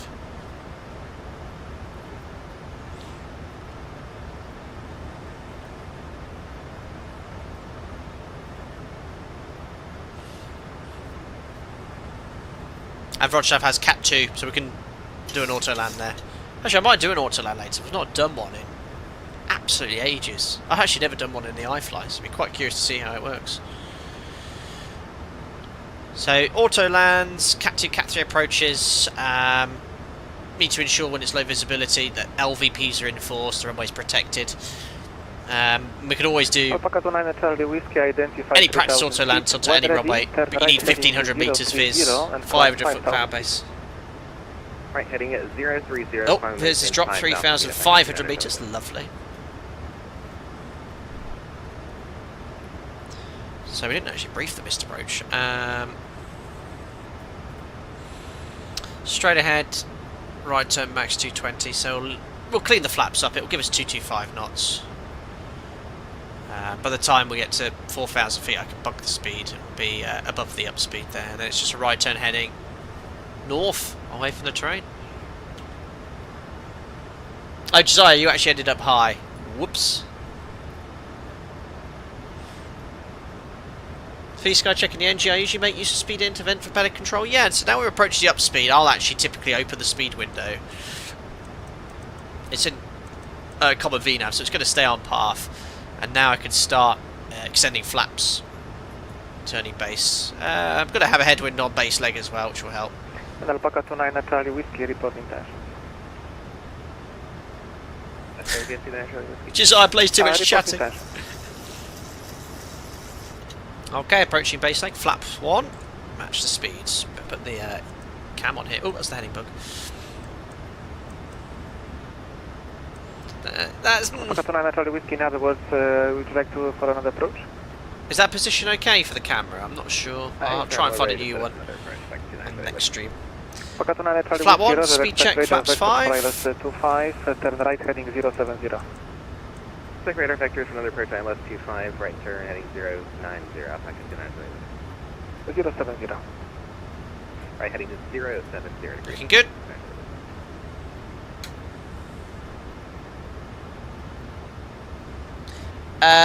Lawn watching you. Lan watching you. I think they're getting Cat 2 in Krakow. I think they've got the lights from Cat 2 on it. Someone in Domino, you'll know if they're getting Cat 2 in Krakow. It definitely needs it. Okay, looking nice.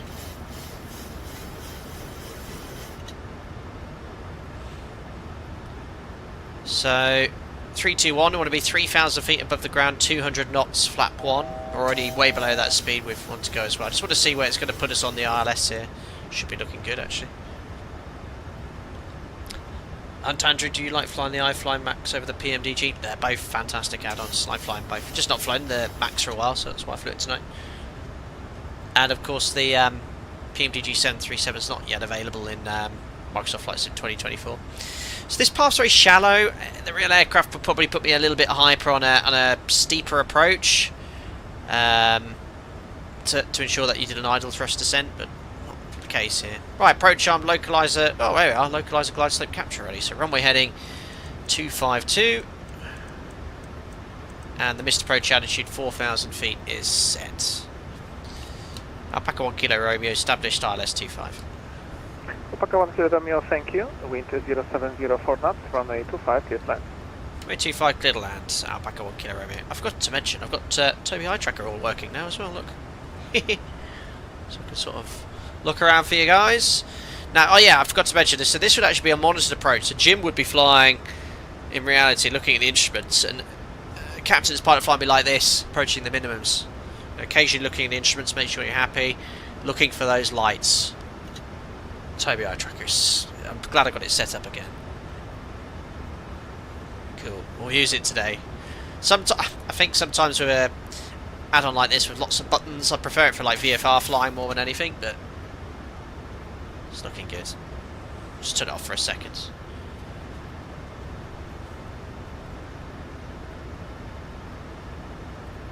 What did I miss? Why does this man have an entire MCP now? I know.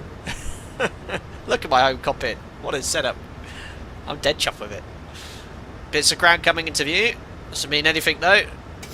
It's what we see at minimums. Right, I did do the post-cruise check. Oh, I did. Happy days. Boga. Oh, I just realised something with Streamlabs. I didn't set my... I can do that quickly. The landing rate calculator on. There we are. I've just done it. So it should come up now. Perfect.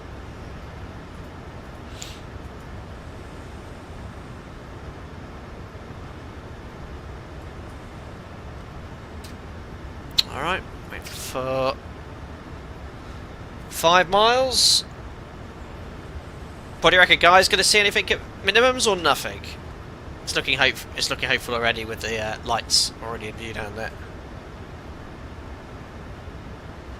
Alright, there's 5 miles coming up. Crikey. Get down, flap 15. Another pilot with his microphone in his mouth. Okay, stars switches, continuous, recall, checked, speed brake. Is arm green light, landing gear down 3 green, order brake is set to 3. Flap to 40, just want to get below 166, there we are, flap 40. We all need to be at top of the white bar, fully established. Checklist fully complete. It's going to be tight. Ah. Uh-oh. I didn't spam enough. 40 green light, yeah, all good. Landing lights on, jets complete. And we can see the runway, happy days. Replay on. I don't do replays for turnarounds, but I will do on the next one. Steve. Alright, wish me luck, guys. Disconnecting auto throttle. Where's my click? No, I didn't get my click. There we are. Oh, my autopilot disconnect's not working either. Ugh. That'll work. Alright. Krakow's 60 metres wide, guys. Wider than the conventional 45, so it gives you the impression of being lower than you actually are. So just respect the pappies. Give the guidance you need. Remember, the wipers are off because they don't really wipe. So, oh my god, that is horrible. Can't see anything. Yeah, I should probably have the wipers on, but as we saw it doesn't work. Check. Minimum. That wasn't 200 feet above the ground, was it? Oh, it probably was. Continue. Ugh. 50, 40, 30, Check. 20, Close. 10. Hold the attitude. What a butter. That was beautiful. Speed brake up. Reverses. Speed brake. 100 knots. 80 knots. Manual braking. 60 knots. Ladies and gentlemen, welcome to Krakow. What a butter. Yeah, they sort of don't really work.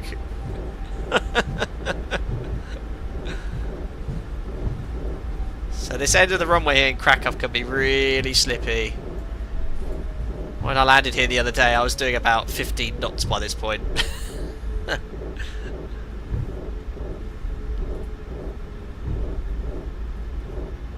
Awesome.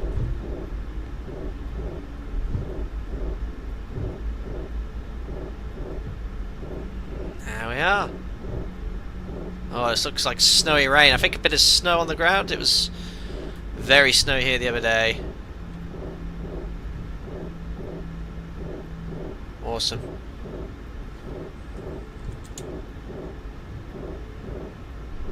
I love that view. That's a wicked view. Alpaca 1 Kilo Romeo runway vacated. Alpaca 1 Kilo Romeo, welcome Krakow. Taxi via Bravo, Whiskey Zulu, stand number 5 left. Bravo Whiskey Zulu, stand 5 left. Alpaca 1 Kilo Romeo. Ah, that's awesome. I'll put the wipers on intermittent. Alpaca 29 Charlie Whiskey, wind 0704 knots, runway Awesome. 25, clear left. Oh, did I not stow the reverses? Yeah, there we go. With the rate 068, descend 5,000 feet altitude. QNH Awesome. 1002. So, we're in freezing conditions. We need to sort of work out the level of contamination. So because it's raining and snow, we'd clean the flaps up. Now if it was really heavy snow and you're taxiing through slush and all that sort of rubbish, I'd leave the flaps at 15, confirm they're clear of contamination, and then retract them on stand. But because we are only having a bit of rain and looks like probably in the sim a bit of snow, but there's no settled snow, I'm happy to do the full retraction. But we do need to do the freezing conditions taxi inflow. So transponder out off. The stab trim goes to 5 units. MCP flight directors off as usual. 4,100, set 100 knots on the MCP. Oops, so I've probably gone too low, yeah. I like how it's different sounds based off the speed, that's funny. Engine anti-ice will leave on until on stand, probe stays on as well. This is steady. Landing lights off, weather aid off. More than 30 seconds after touchdown, idle thrust. Very cool. No PSEU faults. There we are. Awesome. Taxi instructions then. It's a long parallel taxiway here in Krakow, so we're cleared. Bravo Whiskey Zulu. Bravo Whiskey Zulu, stand 5 left. There we are. Perfect. Also, if it was contaminated runway, maximum speed 5 knots. I'll go up to 30 because it's just wet. Flunga says, do you need to start the APU way earlier? No, we tried to time the APU start. So when we pull on to stand, the APU bus is available, or available to put on the bus. If you start it now, it's just going to be running for no reason. Hello Dream Virtual Flight, hello Flight Deck, just a question. Are you using the WingWing MCP with a native SimApp Pro or with Mobi Flight? Cheers from Italy. Ciao. So just using the SimApp Pro at the moment, running in the background, and the only time I've had to use Mobi Flight, is it pronounced Mobi Flight? I can't remember. Was with the 777, the PMDG 777. But with the Max, the PMDG 737, and the Zebo mod, I used the native software, and it worked really, really well. So happy with that. I think there's a number of other profiles available for different Boeing aircraft. I've just not tried them. Wipers are working. Yeah, they sort of work, but well, as we found out on the departure, not particularly well. Quite busy here on that. Oh no, I think a number of these are static aircraft with the Javecki design scenery, but I can't remember. Oh my goodness me.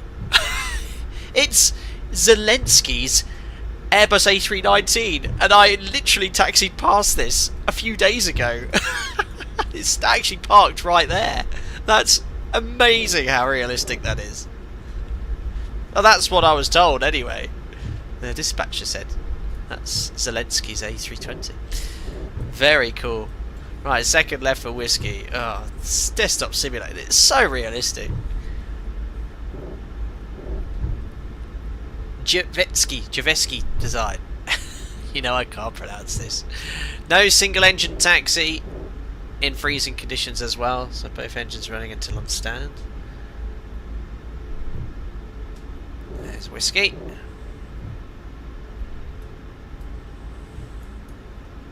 Hope there's no static aircraft on the scenery here. Oh, so realistic. Yeah, I've always liked Javetsky's sceneries. Purchased this one. There's a good sale on at the moment. There's this great website which also price compares all the different sceneries. So it was full price in a lot of stores. However, Marketplace, it was on promotion. Microsoft's Marketplace for half the price. Hello Jay Whiteside, just got ahead. Did the captain slip on the ice during the walk around? Got to be careful, especially with that de-icing fluid.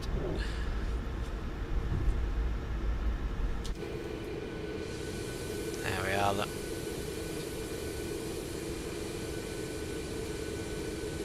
Awesome. Looks like our stand's all free. Oh no, we didn't try the new GSX thing, did we? We'll do that on the way back, where you can choose your stand. So this is the new update, main apron, and you can also use a map to choose your stand. It was a heavy stand apparently. Well, we'll take it.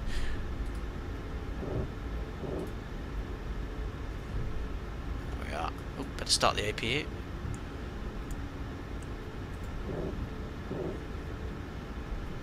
You can select it from a map. Yeah, I know.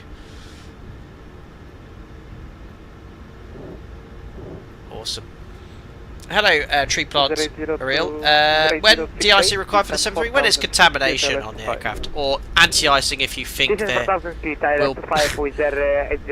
This was their pilot. Whoa, hold on. I think I've just gone past my stand. I have. Right. I can fix this. This would be a Martian in real life. It's all good, it's all good. Welcome, Kraków. Don't do this in real life, please. I was deafened and blinded by the Wizz Air pilot on VATSIM. This would be very concerning in real life. This should be tea and biscuits. It's all good, it's all good. It's all good. I can't be asked to actually ask for Stand 6. I don't think he's noticed anything. He's telling me to go straight still. I've actually got two marshallers. Uh-oh. Oh. Oh no, don't go on my stand. Oh, there's a... Why would you do that? Well, there's an easy way of fixing that. Disconnecting. There we go. Very pleased with my turn there.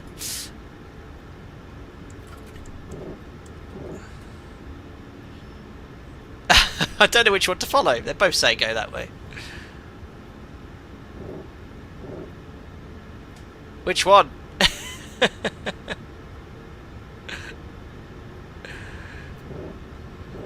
we go.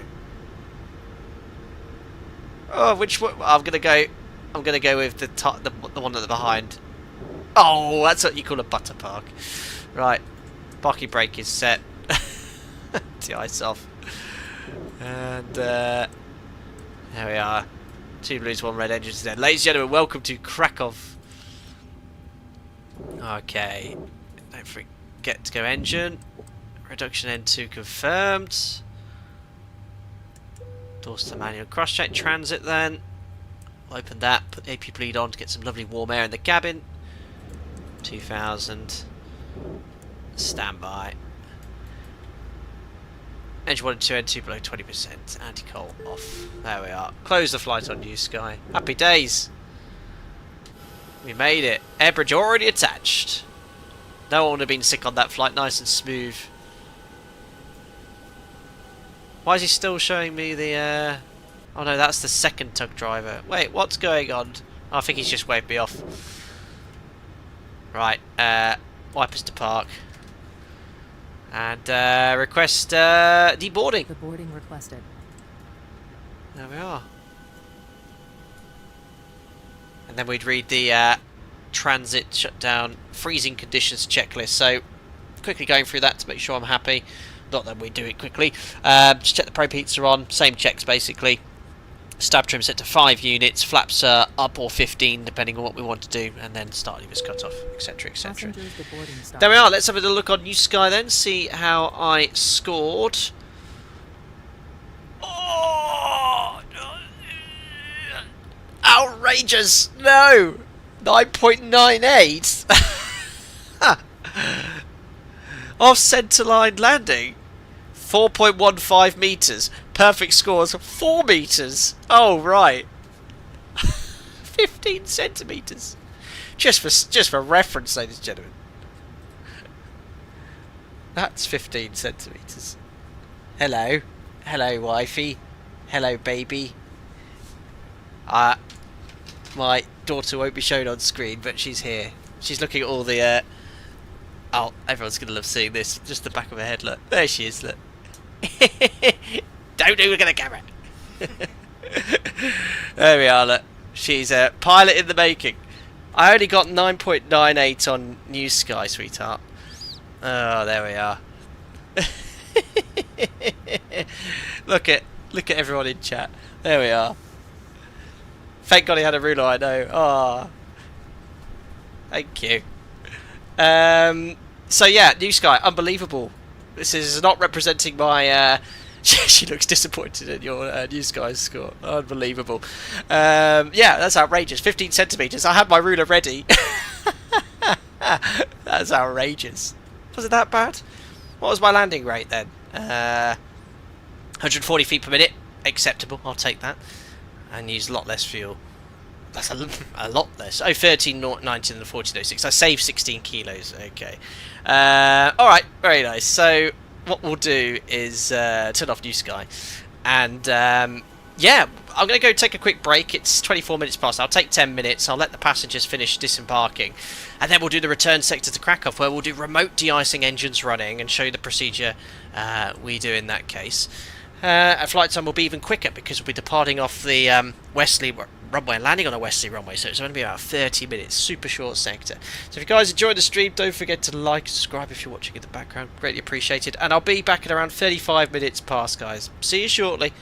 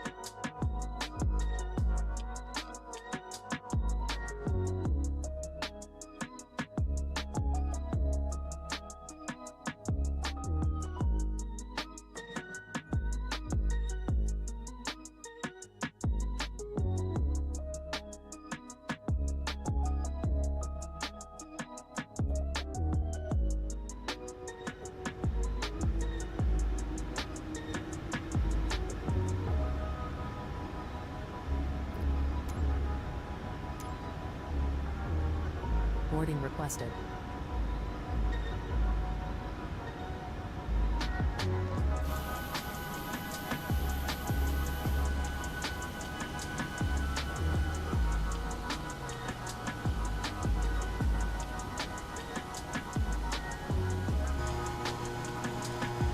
Hello once again, ladies and gentlemen. Thanks for your patience. Just had a little break. I noticed I've changed stand. That LOT aircraft is still there, so by the power vested in me in desktop simulation, I pushed back to this remote stand. Stand 13, unlucky for some, but not for us today, as we just start boarding for our return sector to Wrocław. So, still in freezing conditions. We have latest weather conditions here. If I bring up Navigraph for sector number 2. Let's have a little look here. Hide that. Oops, hold on, I need to reload my next flight. So unload this import flight from Simbrief. There we are, Krakow to Wrocław. And we'll press here. Flights. How do I get to weather? I can't remember. Krakow, there we are. 2,500 meters light rain, scattered 302 degrees. It's pretty much identical to Wrocław, so still in freezing conditions. You'd carefully check the aircraft for the requirement of de-icing. Now, if you were lucky on a short sector like that, and you have a little look here at the overhead panel, the fuel temperature is actually, it would be colder. It's only 8 degrees. You probably get away with not having to de-ice or even anti-ice, because the likelihood of freeze, the ice freezing on the wing is unlikely because the fuel tank temperature is above 0. But you'd complete your contamination check, carefully check the top of the wings and surface, and if they were clear with the weather we have right now and forecast in the next sort of hour or two with no snow, you might get away with not having to de-ice. But again, the whole purpose of today's stream is to simulate that we do have some ice. So let's imagine we had some cold soak fuel frost. Because we are outside the criteria to dispatch with cold soak fuel frost because we're in freezing conditions. We have to de-ice. So the only way of de-icing in Krakow is this remote de-icing on these stands, which is modelled with the GSX profile I have. So we're going to start the boarding process, which is just beginning via buses, a full load to Wrocław. You can see them all coming on right now via the Cobus 3000. Polish. No, not tourists. They'll probably be going to see family. I don't know what the drive time is between Wrocław and Krakow, but we'll be having a flight time of just 30 minutes on our next sector. We're going to de-ice anyway. Yes, get your GSX money's worth. Absolutely, Stephen. Saw Spitfire. Evening, everybody. Just lurking at the moment whilst I make some dinner. Hope you're all doing well. Thank you very much for popping into the stream today. Ready for the sandblaster with black smoke with the de-icing, yes. Anyway, look, I've not done anything apart from change stand earlier, or during the break. So for this sector, if I bring up the operational flight plan, weather at Wrocław. Now, we're going to probably just do a practice auto land. Oh, actually, look at this. It's gotten worse at Wrocław since we've left. Look at this. We've actually got snow, 0 degrees, broken at 300, 1,100 meters, runway 29, 2,000 meters off in that direction. So, yeah, we're going to do the Cat 2. Imagine LVPs are in force. This airport's actually closed to real life at the moment. And the forecast isn't great either. So, tomorrow they've got lots of snow, but for this evening, between now and the next sort of 30 minutes, snows, rain, broken at 300, broken at 100 after 2000. So it's becoming worse after 2000 Zulu in a couple of hours. Now, again, we'll plan conservatively. You'd want in this case to have a look at your alternates, because there is a chance that the visibility is below the minimums required, and this flight plan is generated all sorts. We've got Poznan, Rzeszów, we can even come back here to Krakow, Poznan, then off to the north. Right now it's nice, overcast 500, 3,200 meters. They've got rain, snow, becoming 2,000 meters snow, broken 200, not ideal. I'd probably again have to regenerate flight plans. Rzeszów, we've got an alternate to go all the way past Krakow to come back here. What's Rzeszów like? 5,000 meters missed, forecast. Yeah, but that's got the best forecast. We'll go to Rzeszów if we have to divert. Look, as a sort of legal planning minimum, 3,000 meters missed, and they've got Cat 2 here, so happy days. Let's choose Rzeszów as our alternate. You need 2. Let's just use Rzeszów for the stream today to save a bit of time. And looking here, we'd need... Why have I not got Rzeszów? Or Katowice, Krakow and Poznan. I don't understand why the map's showing alternates but not coming up on the flight plan. So just a glitch with Navigraph, I guess, or SimBrief. But we'll plan conservatively. We need 3.8 tons block fuel. We've got 4.4. That's not enough. That's from the previous sector because we took additional fuel. So let's just take an extra 2 tons. 4858 to accommodate diverting all the way to Rzeszów, which is not the plan. I'd ring flight planning in reality and get that, but so let's go 4858 on the fuel. So 58, close that, go to the tablet, which is here, menu, system page, nope, we'll stay on the APU here, refuel, no, don't want that refuel. What is it with these complicated tablets? Odd add-ons, there we are. Keep the same load as before, and 4858 we said would take. Happy days. Always, when you're taking a lot of additional fuel, always just check your landing weight.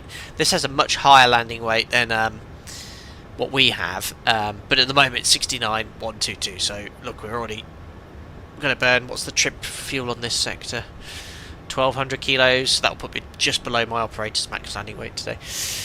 Divert to Tenerife, said Maiden. That would be a good idea weather-wise. The tablet can't wait for them to change it, which is going to happen apparently. Yes, Raman, very close to 100,000, 1,000 to go, or less than 1,000 to go. My sub growth is quite slow. I don't really do enough content, I think, to get new subscribers. So help me out if you're watching. That would be wonderful. Right, so let's now do the transit flows. We've got the weather. I've a part of my flight plan on VATSIM I have. Weather hasn't changed from what we've just seen.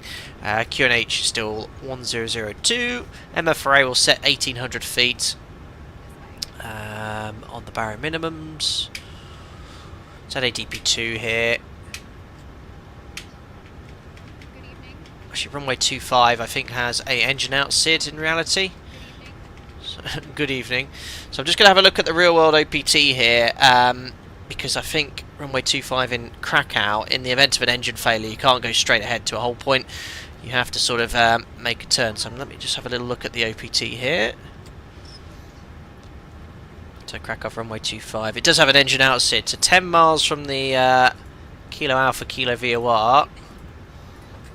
So we'll put that in as a fixed page for situation awareness. We're going to make a right turn to Kilo 549. Kilo 549. There we are. And there we hold 180 right hand turns. That's just for reference to remind me it's right. So if I go here to the plan page. Oops. Oh no, I need to do that again on my EFIS panel. If you were to have an engine failure here, I think there's just limitations in this add-on. You should be able to see that on the plan stage. I think I've got to put a route in first. But yeah, it climbs straight ahead 10 miles and then make a right turn to hold here. 180 right hand turns, climbing to the MSA, which we'll look at in a second. Right, let's load up the FMC. So flight plan request, it should already be with SimBrief. Snow in Microsoft Flight Sim makes taxiway an ice rink. Oh really? I didn't know Microsoft Flight Sim modelled sort of contaminated taxiways. I guess we'll find out momentarily. Flight sim, what ratio of NGs v maxes do you fly nowadays? Do you fly more NG than max or a mixed schedule? It really depends what aircraft are in the base at any moment. I'd say this year I've flown the max more than the NG, but recently the NG. Call sign Alpaca 2 Whiskey Romeo for sector number 2. Activate, execute, departures runway 25. It's going to be a Luftme to Juliet. Execute. Cruise out change to 220. Roger. ILS 29 via a Luftme 1 uniform. Again, the sit and start at the exact same point. Whiskey Romeo 704. Where's that transition? 703. So the star terminates at 703 here for a different... No, we're coming in via Vuvi, aren't we? 704. And we want the 704 transition. So I'm going to select 704, execute. I think we're looking good here, guys. Ooh, rip FPS. There we are, straight in. This is why it's such a shorter sector.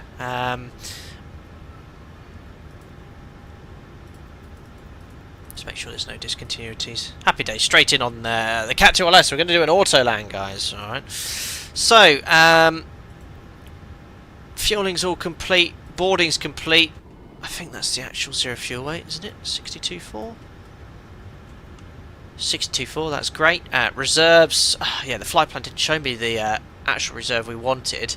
So we'd need 2 alternates because the weather is potentially below minimums on arrival. So we said we're going to go for Poznan and Berlin. We'll take fuel for Berlin, which I don't have on the flight plan. In reality, you call it flight planning, we'll call it a really conservative 3 tons. Cruise changed to 220. Okay, so the flight plan has actually got us on sim brief. I think it's even lower than that. Why is it? Yeah, 160 is my plan cruise. Super low. Can't really get that high on this sector. Top of climb wind 198 at 33. Top of climb ISA -1. Execute. Let's do the performance. So runway 25 in Krakow, it's full length only. So takeoff 25 full length, optimum thrust. It has to be no assumed temperature because we are going to be de-icing. So disable flex assumed temperature. Calculate TO2 full then. We don't have. We used to previously at Marpro to have to go up to 24k, but it's changed. We only have to take no assumed temperature. So that's set. Take off flap 5. CG set. Speeds. Wet speeds. Oops, not skid resistant. Wet. There we are. 36, 37, 46. So 35 we could take, but we then have to select 137, 147, and then we'll set V2 on the MCP, which is 147 knots, which is set now. Great. So no assumed temperature for de-icing. Yes, anytime we're going to or have been de-iced or anti-ice, we don't take assumed temperature. We just take the full D rate. 22, 24, or 26, or in the case of the max, TO2, Tier 1 or full. Right, that's all configured and set. That's all configured and set. Seatbelt signs on. Imagine the cabin secure for engine start. It's a remote stand now. Air conditioning's all set. Cruising at flight level 160 now. And the elevation at Wrocław, I forget, it is 406 feet, so 400 feet. Excellent. MCP then. Don't know why my button's not working. There we are. Flight director's on. We'll get the SID clearance in the in a second to confirm the stop altitude. Deselect approach. Make sure we've got map up here. Takeoff page. Legs. Jim, you can have the VSD off.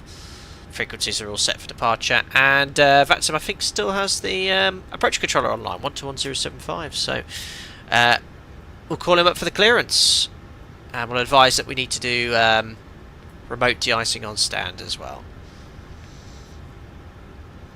Krakow approach, hello again, it's Alpaca 2 Whiskey Romeo. Stand 13 now, and copy latest weather information, QNH 1002, requesting clearance to Wrocław, and we'd like to plan remote de-icing after engine start. Alpaca 2 Whiskey Romeo, welcome back. Information Tango is correct. Your de-icing Didn't say Tango. is copied. And also we are clear to Wrocław, departure runway 25 via Lumwe to Juliet, initially climb 6,000 feet, scope 1,000. Thank you for the de-icing.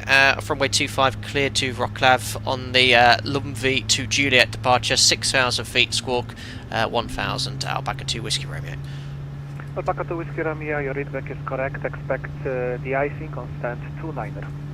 Expecting de-icing stand 29, thank you, Alpaca 2 Whiskey Romeo. Great, so for the SID, the max engine start as well, so cool. So the engine starts with traffic on VATSIM. Is that actually as per the real sounds of the engine? I thought it was just generic. 6,000 feet, that's our SID stop altitude, that's set on the MCP.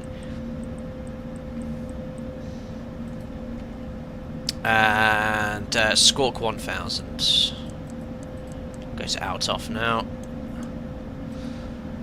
And the SID, well, we'll brief it all now, guys. So, remote de-icing, we discussed on that first sector, how we'd work out what de-icing fluid we'd like you discuss with the dispatcher, and they're very good. They typically know what you need. So Kilfrost ABCK Plus, again, it's the exact same conditions as Wrocław, so it's above -3. It's freezing drizzle, be conservative, call it light freezing rain, which is going to give you the worst holdover time. We'll go for the 100% fluid, look, 1 hour, holdover time 1 hour 25.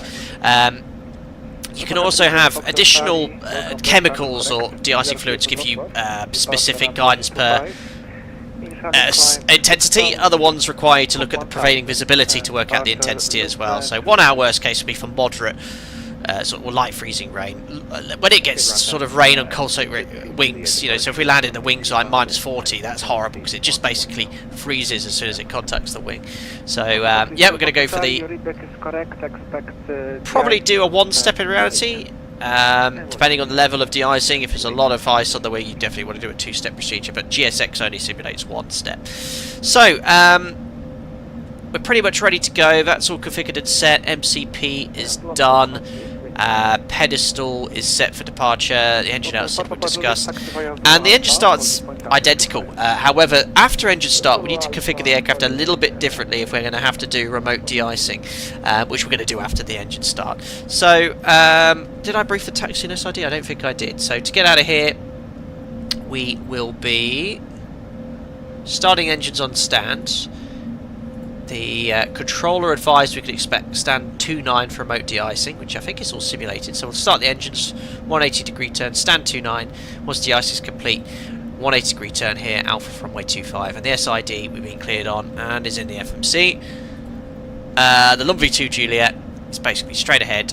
Axroff, right turn Fescu, 160 above, and a straight line look. Tahef, and a right turn to Kufci, Lumvy.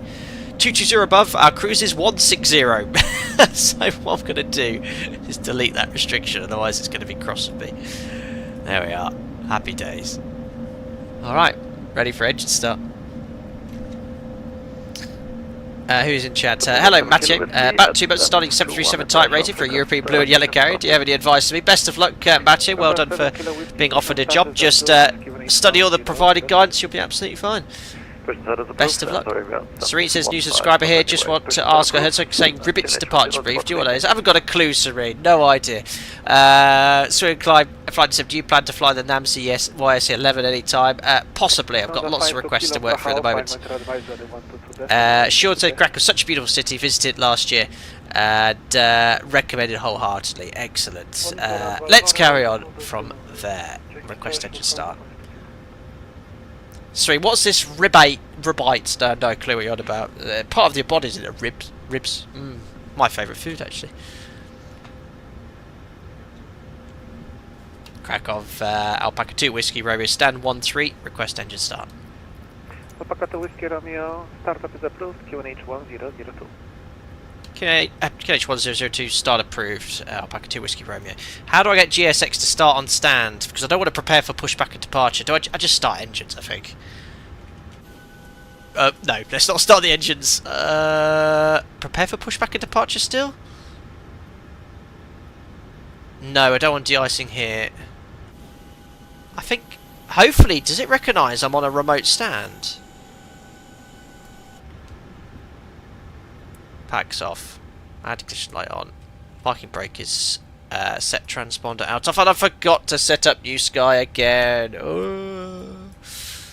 Can I get that up and running quickly? I think I can. Alright, let's try and get higher than 9.98 on this one. So Alpaca 2 Whiskey Romeo, Echo Papa Kilo Kilo, Echo Papa Whiskey Romeo, B38 Mike, 1810. Let's call it 1804. That's 10 minutes. Book. Oh, a full load of passengers on this sector. Great. Start flight. Happy days. I think it sort of simulates or realises I'm on a remote stand. Starting engine number 2. Josiah, why are you complaining? I'm not, what, 9.65? Alright, N2.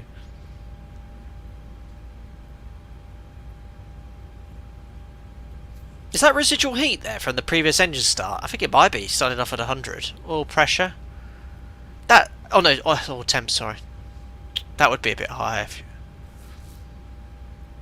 Oil pressure. It's definitely different... Oh, is it actually modelling the fact that the engine was running last sector and it's hotter now? That's really cool. That's actually doing proper bowed rotor motoring. Amazing, that must have updated. Yeah, it was a lot quicker on the first one. There we are. Oil pressure 25%, fuel on.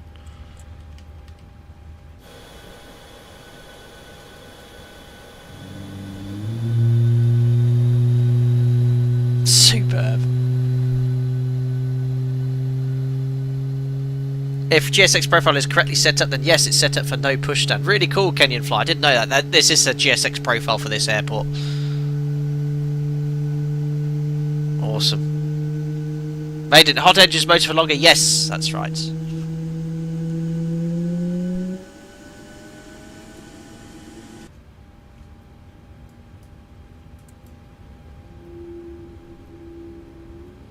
Awesome. Starter cutout monitoring 22573, 2 stable, starting 1. Alpaca 30, Foxtrot Charlie, gate 6, QA Awesome. 1002, request push and start. Oh, that Alpaca base. 30 Foxtrot Charlie, push and start is approved. Facing west. Push is approved, facing west, Alpaca 30, Foxtrot Charlie. Yeah, the first engine start was quick, barely motored. Typically after a turnaround it's a lot longer. You got a max motoring of 3 minutes compared to 2 in the NG, but yeah, I've had it take 2.5 minutes before.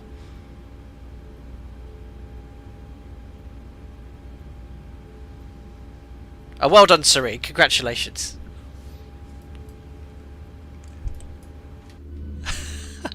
What am I doing? Oh yeah, trying to check spar valve. There, it's doing a EOS TCMA test. There we go.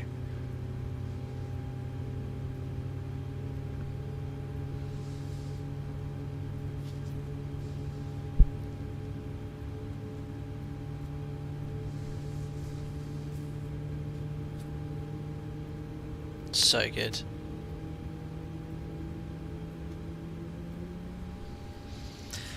Alright, so watch carefully this before taxi checklist in freezing conditions flow. Because we're doing remote de-icing, it's done a little bit differently than before. Starter cutout, monitoring engine 1 and 2.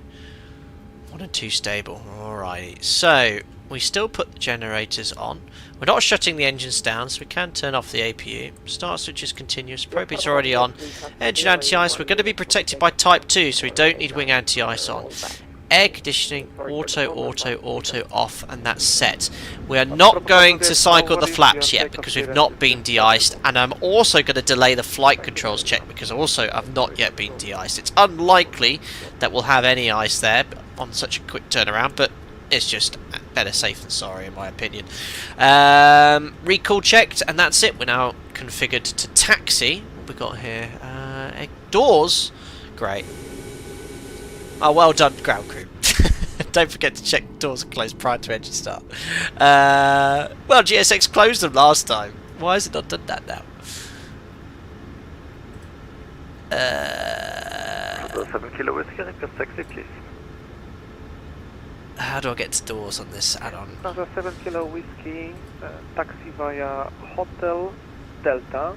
Covers. Delta runway 27, report ready for departure. That's that'll let a bit of de-icer in. Hotel Delta, Takeoff runway 27 approved and report ready for departure from the 7 kilo whiskey. How do I shut my doors? Doors. There we go. Please let me shut them. It's pretty good.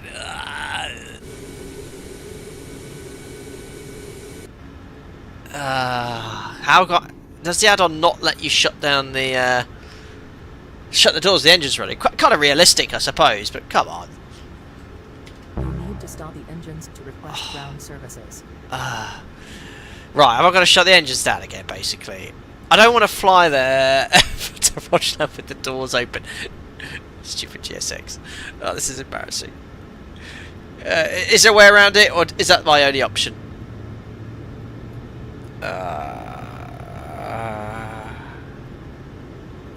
I shut down the APU as well. I'm gonna have to, aren't I? Or restart GSX, probably. Yeah. No, I don't think that's gonna work. I understand it's realistic to not be able to close doors, but don't punish me. Don't punish me. Allow me to do it, please. If I put the chocks on, good call. Good call.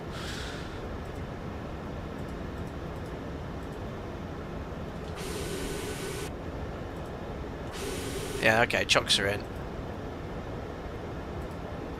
No. Oh,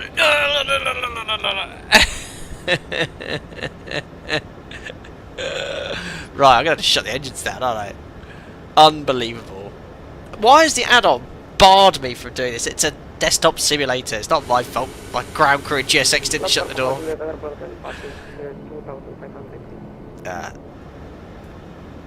Alright, there are professional streamers available. Also, make sure the doors are closed. It's part of the checklist. Doors closed before start check is complete.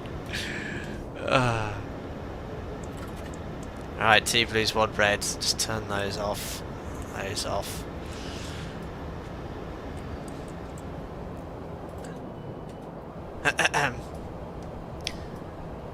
Hopefully the controller won't realise. Close! Can I not quick start them? Great! Make sure the engine... I don't... I'll just wait until the engine spool down enough. That should be okay. Ground! Open. There's probably some weird glitch in the add-on where it won't start spooling up the engines until it's ran down. Don't forget to turn the packs off. There she goes. All good. There we are.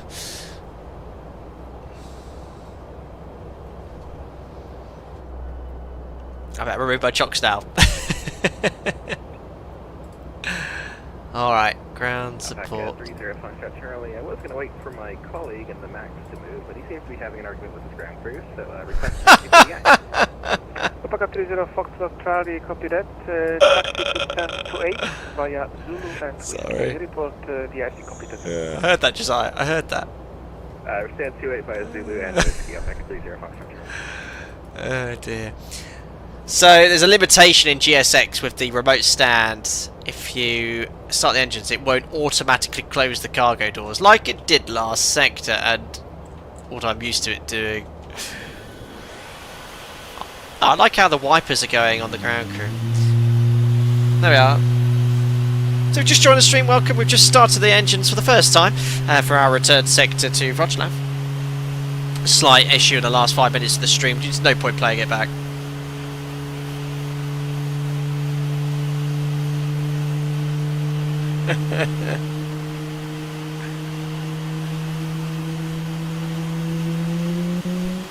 There we are.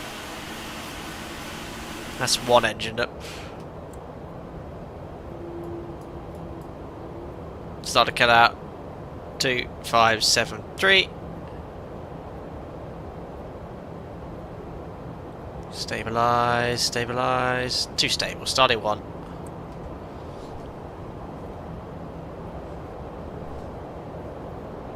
LWL ops, little white line. There's a horrible aeroplane there. A horrible Airbus.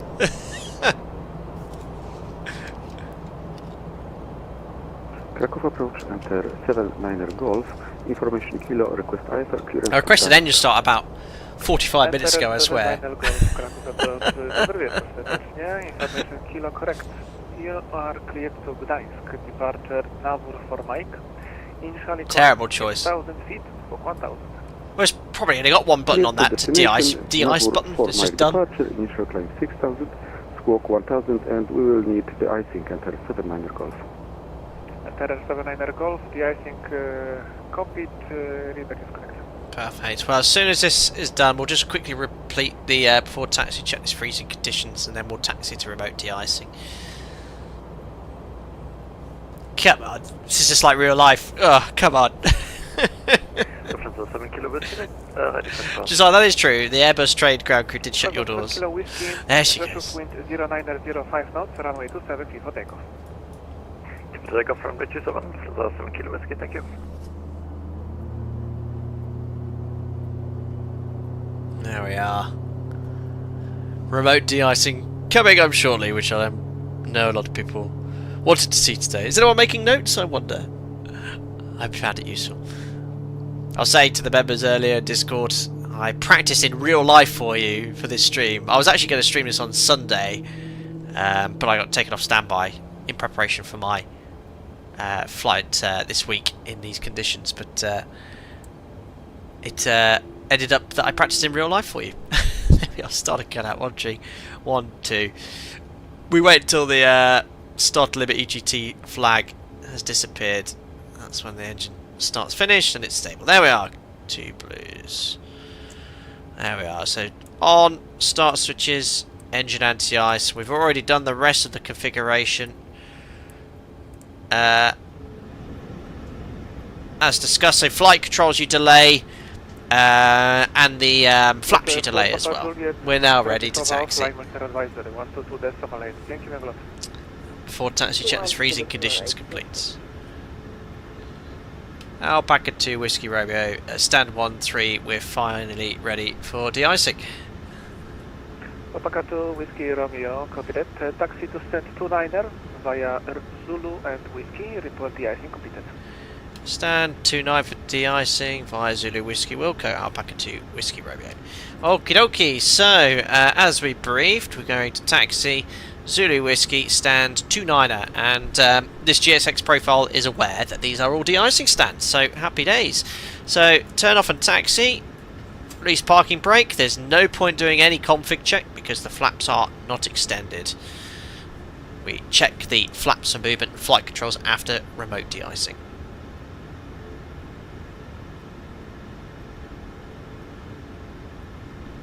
Awesome. There's a Ryanair and an Alpaca being de-iced right now.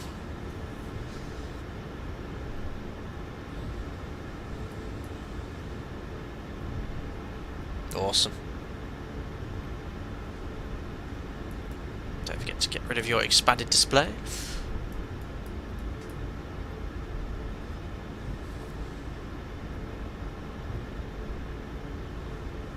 Awesome. So I don't know if I can preempt GSX that I'm coming. Main apron, de-icing, stand 29. Awesome. Request follow me, no. Awesome, awesome, awesome. Yeah, I have to say, GSX, this new update, very impressed so far. We had the cleaners on the first sector, and there is a new feature here. You won't see it when I'm streaming because I only stream my flights in window, but you can have another window open on a map to select your stand as well, which is pretty cool. I practice in real life for you. Not many streamers could say that. I did, genuinely. I fly in real life, practice in real life for my streams.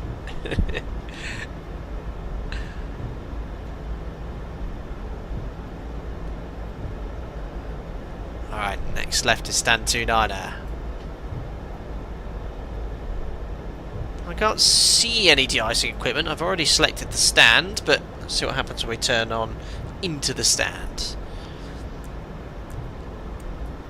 Sure you don't blind the de-icing crew, of course.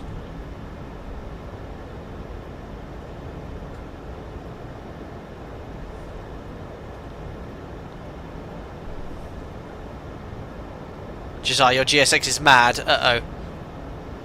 I can't, unfortunately, see anyone here. See what happens when we bring it to a stop. So just like pulling onto a parking stand, you'd have marshaller. Departure Navur 6 Juliet, initially climb 6,000 feet. That's a 737 stand, so probably about there. Alright, cool. Parking brake is set. Let's speed brake wasn't quite stowed. So what options GSX give us here? Okay, request de-ice. Let's do that. Icing vehicles are coming now. They're coming now. Oh, here they are, straight through the buzz ahead. So, when we're on stand here for de-icing, we need to configure the aircraft for remote de-icing.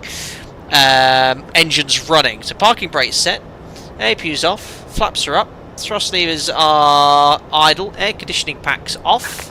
Confirm aircraft is ready for treatment. Nope, not yet.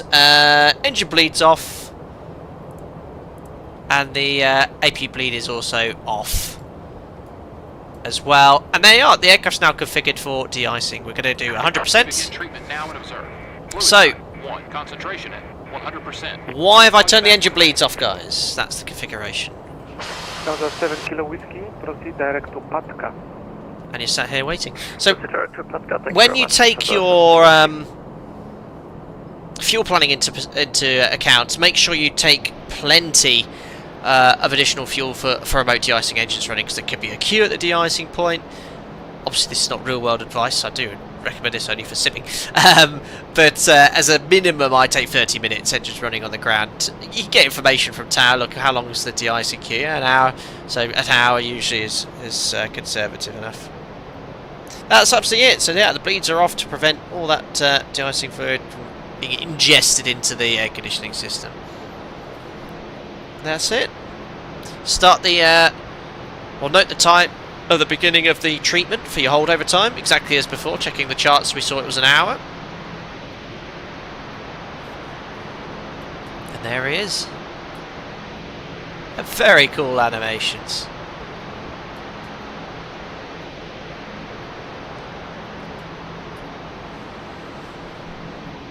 Looks like he's blowing sand onto my wing.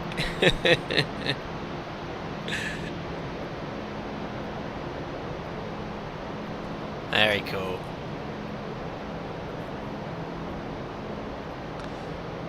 So if it was a two-step procedure, first step to remove contamination, second anti-ice to protect, and your holdover time starts at the beginning of the second step. Great. Thanks for my Killfrost ABCK+. De-icing and anti-icing completed. Anti-icing code is fluid type 1, concentration at 100%. I did not select type 1, oh dear. Disconnect. Thank you very much. It was meant to be type 2, but type 1 probably wouldn't have enough holdover time. Oh well. I think it has no impact on your actual icing in the sim. Okay, so what we have to do is, once de-icing is complete, at least wait 1 minute until after the procedure to then configure the aircraft. And the configuration is then based off if you're in freezing conditions or not. So if we're not in freezing conditions, we actually can configure the aircraft here and then taxi out with the flaps out like we would do normally. But because they do exist, we need to delay that configuration of the flaps until the whole point like we did earlier. So freezing conditions exist, so we still put the engine bleed on. Wait until 1 minute, till after the procedure, which we have done. Air conditioning packs are in the auto position. So we've got bleed air coming in, and flaps are up. We can, however, check the flight controls, which we delayed earlier. Hello again, Josiah. So flight controls, forward, back, left, right, rudders, right and left. Happy days. And we can then request taxi. And we'll just advise Tower we'll need a delay at the whole point as we configure the aircraft for departure. Alpaca 2 Whiskey Romeo, de-icing complete, request taxi. Alpaca 2 Whiskey Romeo, taxi to holding point runway 25 via Golf, Bravo and Alpha. Taxi holding point 25 via Golf, Bravo and Alpha, Alpaca 2 Whiskey Romeo. So, first right Golf, then Bravo, and hold point Alpha runway 25. Flight bay released. No point doing a config check again because the flaps are up. De-icing takes 10-15 minutes to realize. That was very quick, yes. Thank you for the information. No traffic inbound. You can line up runway 25 and report ready for departure. Type 1, best get going. I know that probably wouldn't give me sufficient holdover time in these conditions, but I accidentally pressed Type 1.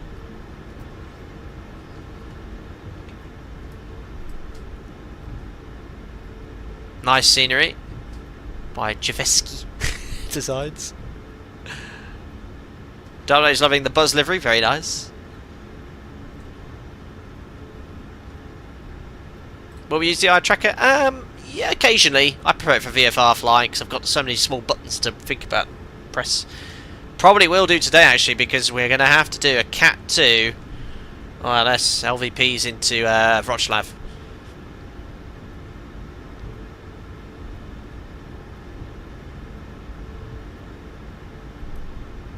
Clear left and clear right. This looks amazing. Microsoft Flight Sim looks incredible. There's the Alpaca Airways Airbus lining up. The weather, the live weather interpretation is fantastic. It looks like real life. You have the MCP, remember? I know, Brendan. That would be a good reason to use the TOPI tracker.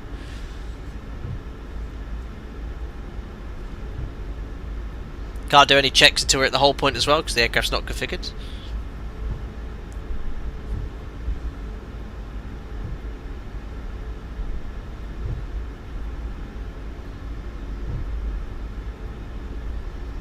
Don't know, you flew especially to Krakow 2 years ago to catch a flight on board a buzz to Poznan. Very cool. Very nice.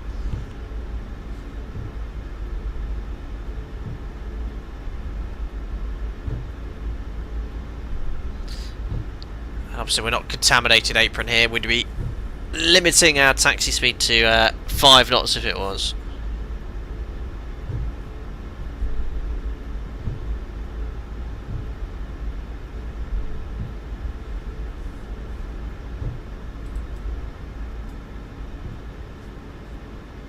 Alpaca 2 Whiskey Romeo approaching Alpha runway 25. Just need a couple of minutes the whole point. We'll call ready for departure. Welcome. It's got blinking red lights, a bit unrealistic. Wasn't there rumoured that VATSIM would give controllers the ability to control whole, stop bars?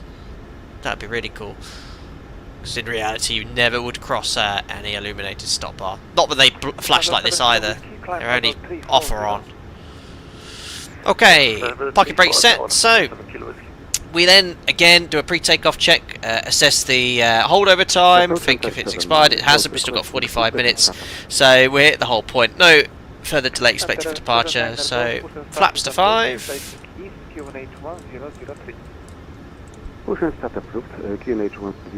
Kabucha, have you ever slid on an apron with 5 knots taxi speed? If so, how did it feel? Yep, I have taxied around on a contaminated apron with braking action poor. I've turned the tiller, gone in a straight line. If you get on a bit of snow or slush, it's really slippy. You just have to be very, very slow and keep your hands guarding the reverses. Right, flaps 5, parking brake release, config. Checked, no config warning horn. Parking brake set, we've done the flight control check, and we can now do the before takeoff checklist. Config we've checked, flaps 5 green light, stab trim 6.5 units. Set takeoff briefing, packs are auto bleeds on, V-speed set, wet, 35, 37, 47 set on the MCP.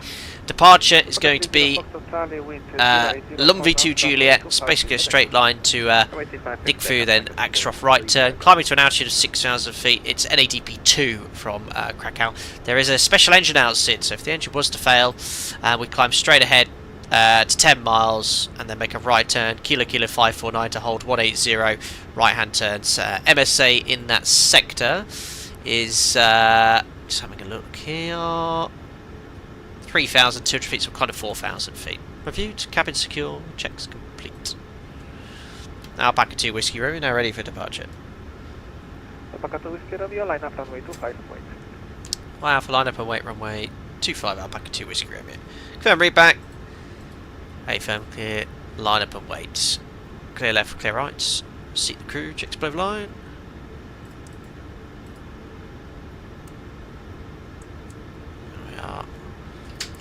Uh-oh.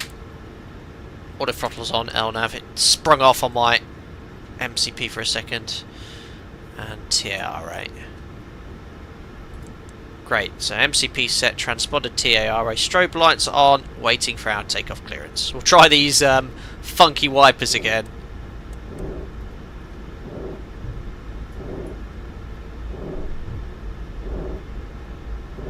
Is it Dobizenia? Doizenia? Can never remember. This wiper sounds pretty realistic, to be fair.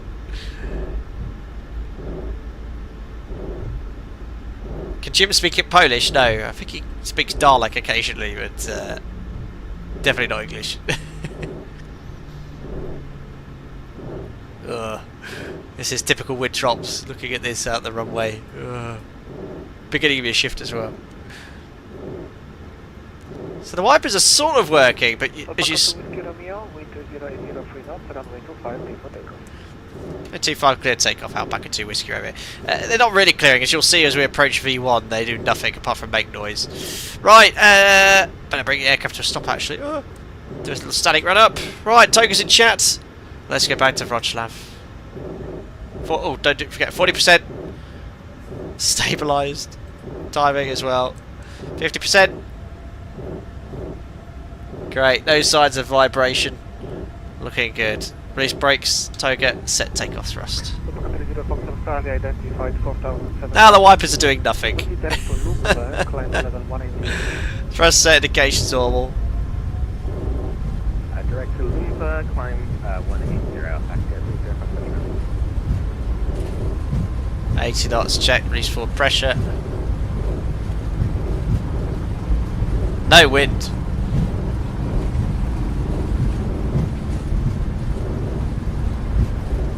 V1. Up we go, rotate.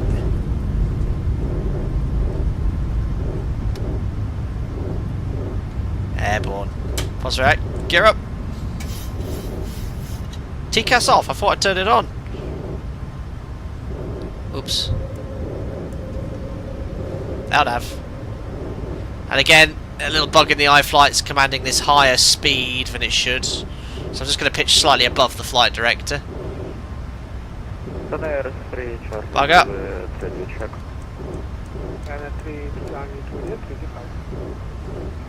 Jim, turn the wipers off, please. No, I didn't think so. Flat 1.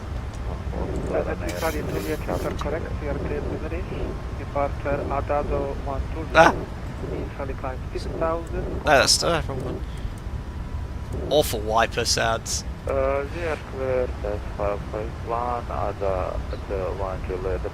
Speed check flaps up. Initial climb 6,000 and score 1,000. 12 recharge digit.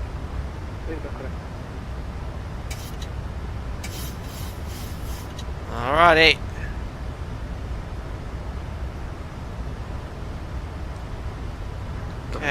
Climbing to an altitude, flaps are almost 800 feet above the ground, flaps at no light, so vertical speed 2,000 feet. Command A. We'll bug 250 knots. Oh no, hold on, I'm using my mouse. Passing 4,500 to 6,000 feet. Oops, 1,000 feet per minute. And let's do the after takeoff checklist. Thanks, sir. That was 26. Gear up. Water brake off. Engine anti-ice off for icing conditions. Approach, enter 79er Air conditioning and pressurization 2.5. Set. This crew. There we are. After takeoff checklist complete.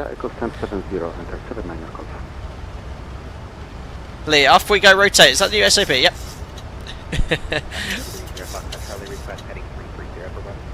Just going to turn the sim down slightly. Slush Puppies, thank you. 17 months of member. Cheers, Cap. Might need to get Jim to stop off at Halford's Krakow for some new wiper blades. Yeah, a little squeaky.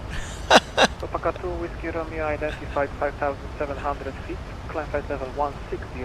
Proceed direct to Fescu. Climb flight level 160 direct to Fescu. Alpaca 2 Whiskey Romeo. Set 160 checked. VNAV set standard. Passing 6 to flight level 160. After takeoff checklist. It's already complete. Direct Fescu. Execute. LNAV available. LNAV engaged. Hello, Bjorn Henrik. How's your settings on the yoke? Using a curve. I've tried different curves and setting up the yoke. You can never fully replicate how the real thing feels, so I just plug and play, and for me I'm satisfied. You get secondary effects like dead bands and whatnot, so you can spend so much time, fiddling with it. Weather is bad up there. I wouldn't know because I'm in Microsoft Flight Simulator where there's no weather radar returns. Super short sector, 160 cruise. It's like a positioning flight basically.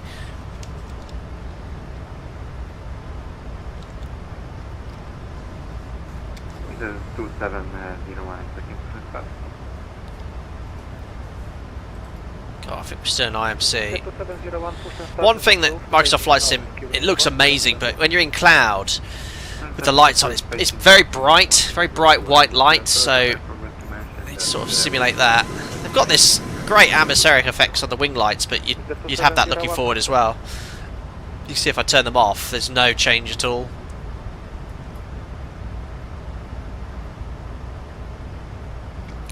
Passing 100, 160 pre-cruise check, so fuel, 4 pumps, lights off. AP's off, pressurization 4.5, logo offset. I'll let the passengers out for a little while. Recall, checks complete. Hello, says what's up, home dog. Evening cap, out of interest. Would cold weather freezing conditions have a noticeable impact on brake temperatures for quick turnarounds? Not what I've really noticed. If you are heavy and you need the brake temperatures are quite high still. I've not actually really compared. I'm actually quite curious now to play on the APT and find out. But whatever performance you need, you use. And obviously note any higher temperatures with higher braking forces. With reverse thrust, anything will break through or less will never be a big issue. Max auto at high weights, if it's very hot outside, you might run into issues. Max manual you can do easily.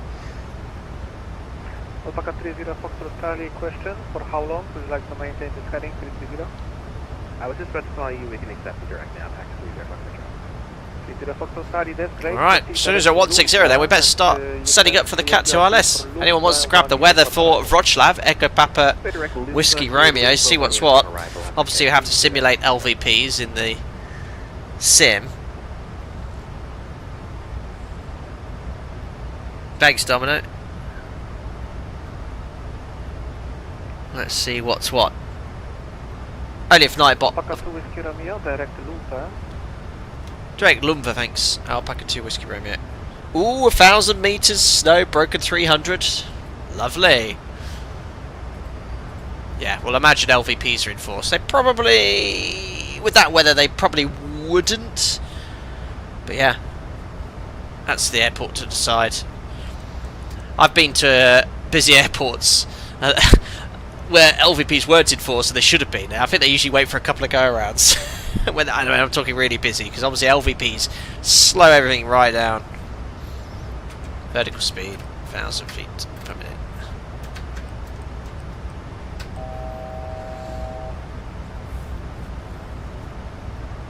If it was a Cat 1, I'd be a monitored approach. Oh, slight little overshoot there, iFly. Alpaca 30 Foxtrot Charlie, when ready, descent flight level 110 at Runway. This is 2 super short sectors today, isn't it? When ready, descent flight level 1. But the whole idea of today's stream was to replicate winter ops, and I hope you found it useful. Krakow approach, Superbitcher, with 5470, flight level 100, information sector. Out to quiet. 170, Kraków, good evening, Victor correct, direct off. Hello Metro Man, this is a panel from, oh my god, completely forgot the Windwing MCP, completely forgot. That's good. Outhold is only going to engage when we're bang on the level. Fantastic. That's realistic. There's VNAV. Go off that for a second for the briefings. Right. Look, 20 miles, 25 miles till top of descent. This is a super short flight. So, again, let's load up the FMC forecast. Fetch the winds.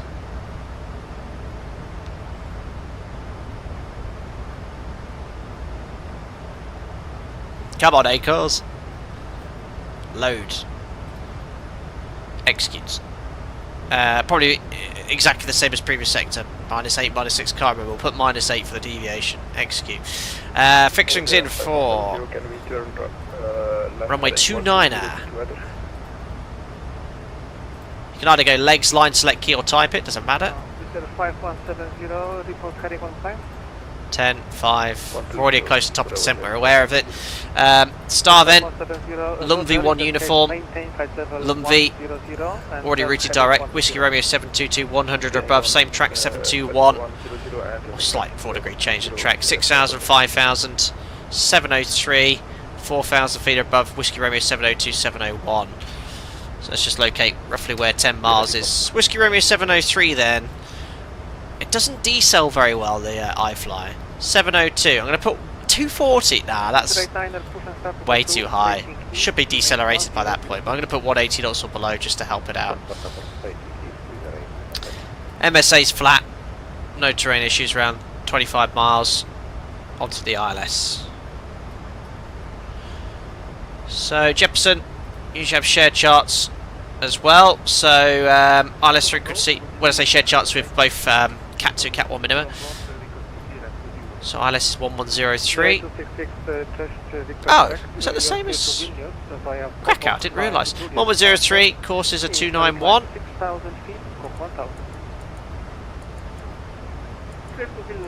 291 set, 291 here. Platform 2700 via Whiskey Romeo 701, checks 3-degree path.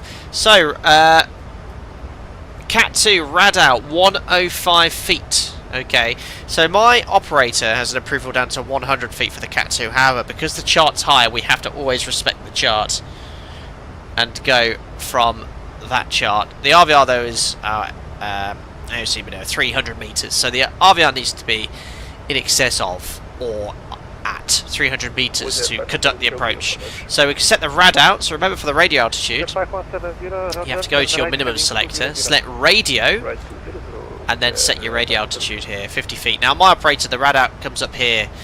Looks like with this add-on it's set down there. I think you can change it. Oh, he looks like he's having a long shift. Sounds. So yeah, it's a little bit of a difference there. But we've sorry, not 50. That's muscle memory for you. My goodness, for a Cat 3, whatever I said it was going to be, 105.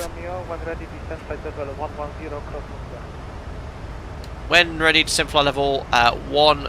Sorry, just confirm. 110. Let's fly level 110. Oh, back at 2 Whiskey Romeo. I accidentally turned the volume down. So, 105 feet set and 110. When did he say level by, guys? Obviously, in real life, confirmed straight away. I don't want to repeat myself. Frequencies, courses, minimums are set. RVR 300 meters. We're going to land full length. We're going to use flat 40. It's not mandatory, you can use flat 30 autolands as well, but just to help, it could be snow, there'd probably be potential contamination, no information available in the sim. But only 300 kilos, 67 3, it's heavy as well. Flap 40, order brake 3, second detent reverse. Obviously all that would be checked to the OPT. And just make sure, page 2, it's good. Cool, now, when we fly autolands, they're always flown by the first officer, my operator. Every operator is different. Captain's PM. Captain takes control at minimums. The idea is the captain is looking outside for the lights, the FO is monitoring instruments, and we conduct a briefing before flying the approach, so the first officer would set up for the approach basically.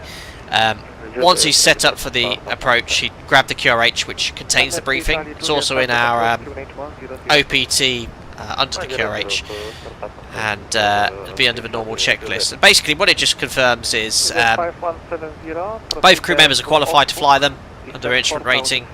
Reminds that the go-around's flown by the first officer, landing's flown by the captain. Use the automation. Aircraft's fully qualified as well, so don't have the placard for this add-on, but you check the tech log status. This is qualified up to Cat 3. Runways available, and if the weather improves, you still have to fly the LVO approach. Brief the go-around as well. So if we're not visual, we'll have to go around at any point. Just climb straight ahead 3,000 feet. And reminds you if you have some defects, how they impact your autoland capability. Nice. There we are, we're all ready for the autoland. First time we've done one in the iFlight. I presume it works. We'll soon find out. Any idea, guys? We'll see. Alpaca to Whiskey Romeo. We downgraded the Wrocław TMA to G airspace due to airport closure. So unfortunately, monitor advisory 122 decimate. Traffic in front of you is 10 miles. Happy landing. Thank you. Bye bye. Thanks for the information and the realism of Wrocław being closed. Copy the Class G airspace over to advisory. Alpaca 2 Whiskey Romeo. Thanks for your service. Bye. Thank you very much. See you next time. Perfect. Approach center air. Very realistic. So we'll go over to advisory. Josiah's a friend of us. Very active Alpaca Ways pilot. Keep an eye on it. He's 10 miles ahead. Hopefully he'll say when what speed he's flying in a second. But yeah, Wrocław's closed for whatever reason. I guess construction work or something along those lines. Can't actually land there at the moment. I've answered. Actually, can't land there. 175. You're doing 175 knots, Josiah.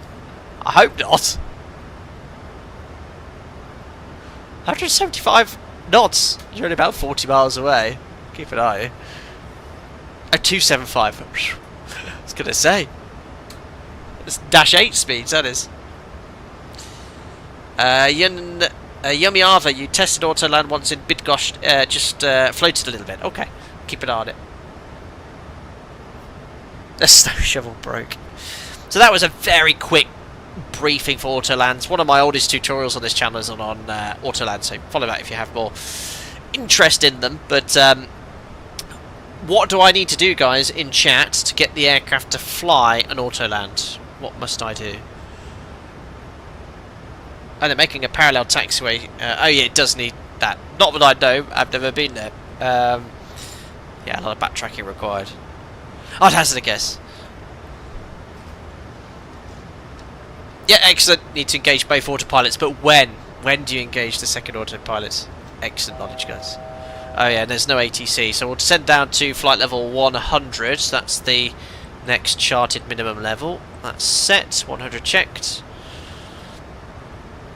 After Whiskey Romeo 722, we can step down to 6,000 feet.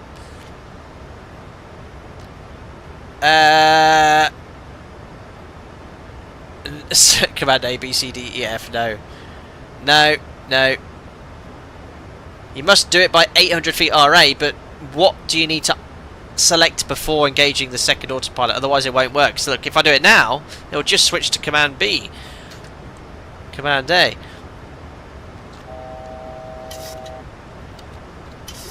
Want to go checked. No, not gear down. Brendan, you've got it. You need to ensure you arm approach, otherwise it won't work.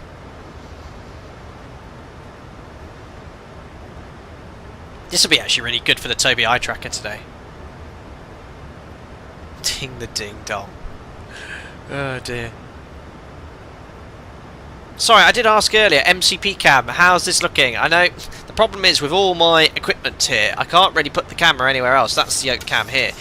If I put it here, it sort of blocks my view and the key controls, so it's sort of angled slightly. You can sort of see the right hand side quite well. The speed window's not that clear and you can barely see the left course, but it sort of works quite well.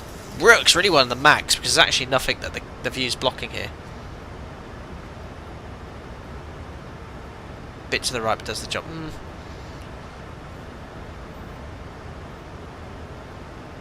Yeah, I'll have a little play with it. Alright, approaching 1 mile to next altitude, so we'll set 6,000 feet. And what's the QNH? It's hard on your own doing all this. 1005. Reassuring, if I ever had to get a pilot capacitation, hopefully I'll be okay with all this sim practice. Great. QNH set, pass. If I hold on, I press the magic B button in the sim. 1004, there we are. Passing 9,700, 6,000 feet. Standby altimeter is also set. Let's do the post cruise checks. Fuel 4 pumps, lights, logo on, APU off, pressurization 4.5 set. Don't forget to put the belts on at 15,000 feet. Cap and secure, checks complete. So incline. Will the aircraft auto flare? Yes, so the auto land, it will initiate the flare at 50 feet RA.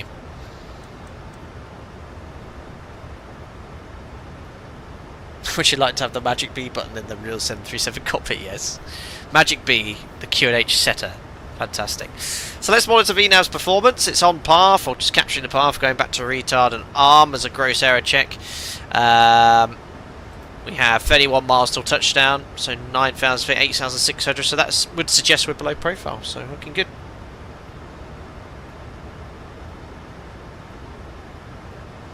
Saw Spitfire. I've not done an auto land in the Felis 742. I know it can do it, but I've not tried it. Don't think I have. Not that I remember. Crazy sarcasm. Will New Sky penalise you if Autoland does a poor job? Most likely. It's penalised me for being 15 centimetres from the required centre line this evening. Outrageous.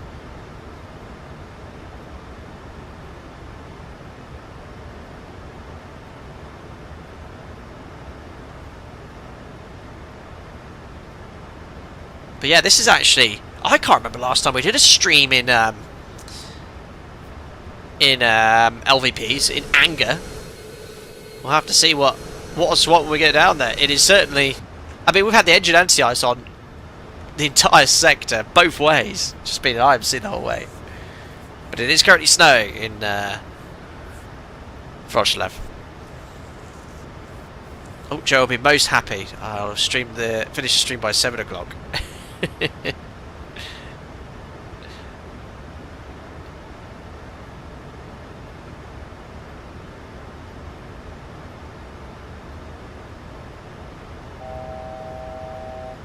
There we are. One to go.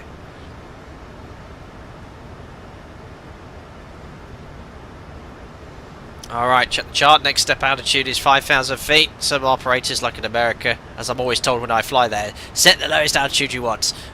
Not how we do it here. We step down next altitude. It's far safer.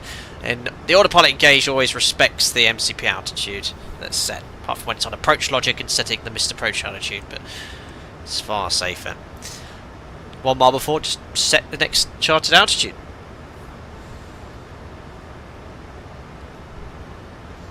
Hello, Yanis Bellout 1452. What's the crosswind limit for the Cat 3 ILS? For us, maximum crosswind components 20 knots, headwind 25, tailwind 10.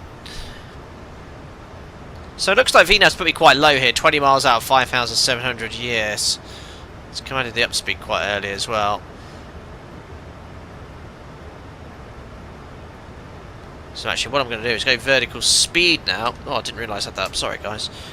Start shallowing off the descent just to get back on the glide slope.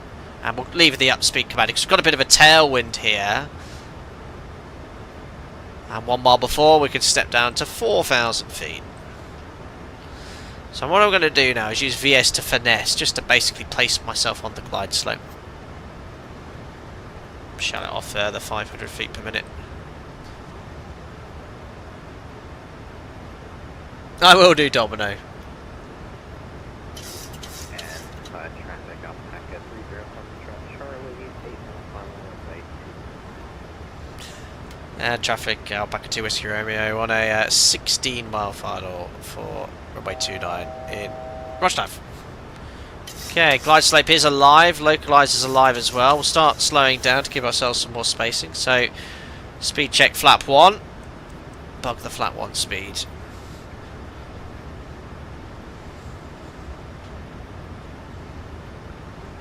Flap 1. That's quite... These flaps extend very quickly in the iFly. Okay, let's go flap 5. Speed check. Flap 5. Alright, correct sensing on localizer glide slope arming approach. And... Command A and B. That's probably the most common error, forgetting to engage the second order pilot. Flying these approaches. That's what you gotta do.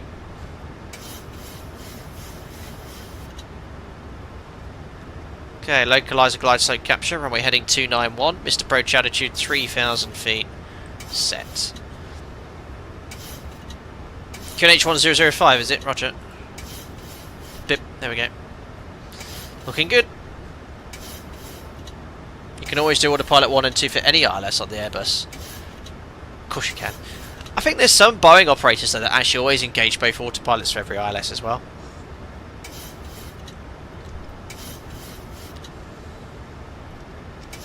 Blue Black, can you decide on using Cat 2 minimums when you want to, or do you have to also confirm the airport uses LVPs? So to do a Cat 2, Cat 3 in anger in these conditions, yes, you need to have LVPs. If LVPs are not in force, you could do a practice auto land. You need for that 1,500 I always forget the criteria. 1,500 meters and 500 feet. I'd have to double check that. But yeah, 500, 1,500. So as long as the cloud's above 500 feet and the visibility is in excess of 1,500 meters, you can do an auto land to an unprotected runway. But if LVPs are not enforced, the runway is not protected. So they won't have the lights on necessarily, or whatever an airport needs to do to have the LVPs. So you've got the facilities, but the LVPs must be enforced. Should you turn off the room lights to make it more realistic? If you want to, hold on. There you go. That's better, isn't it? I think it struggles with the focus sometimes.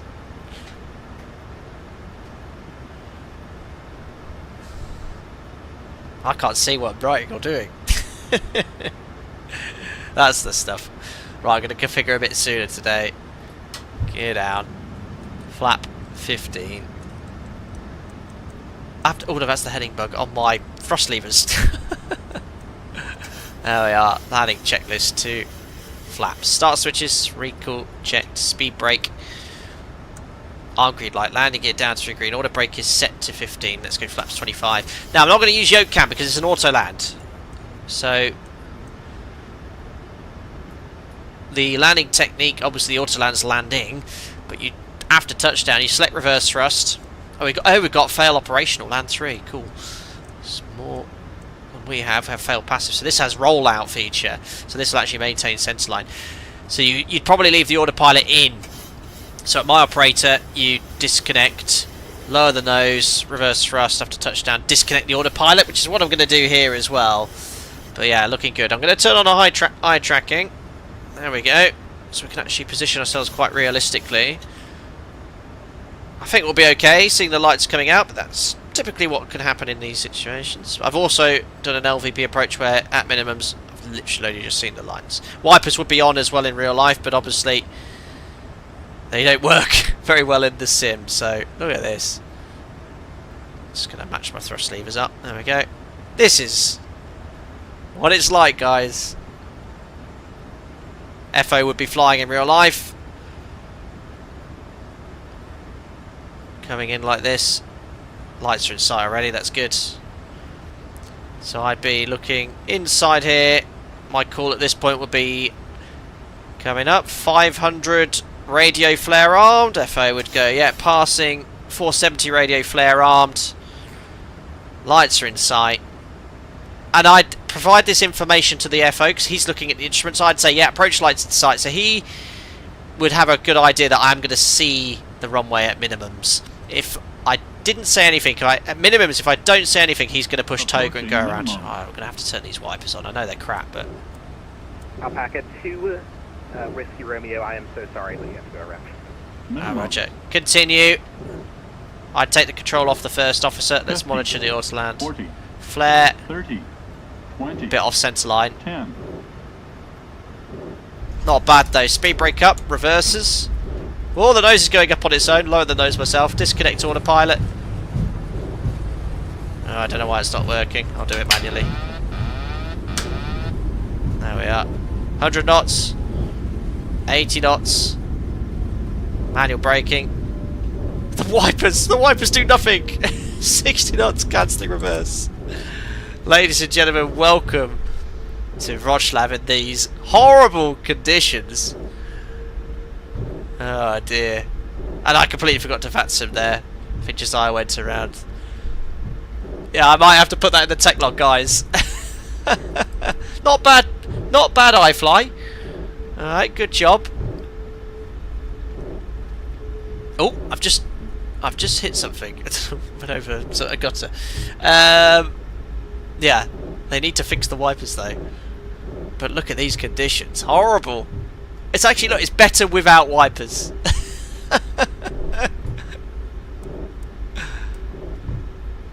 Crikey. Yeah, I don't think this would be your walk around type. I don't know, this is the FO's walk around. I'm only joking. So I've got to go to the end here. No, you don't. I've screwed up.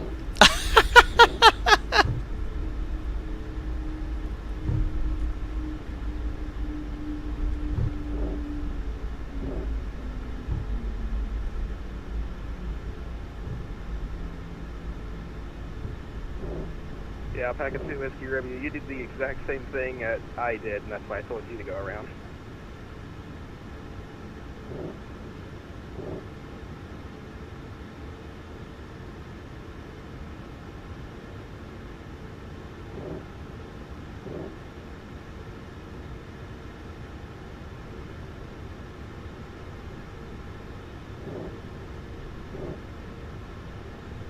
And 2 Whiskey Romeo, you might have muted your mic on stream.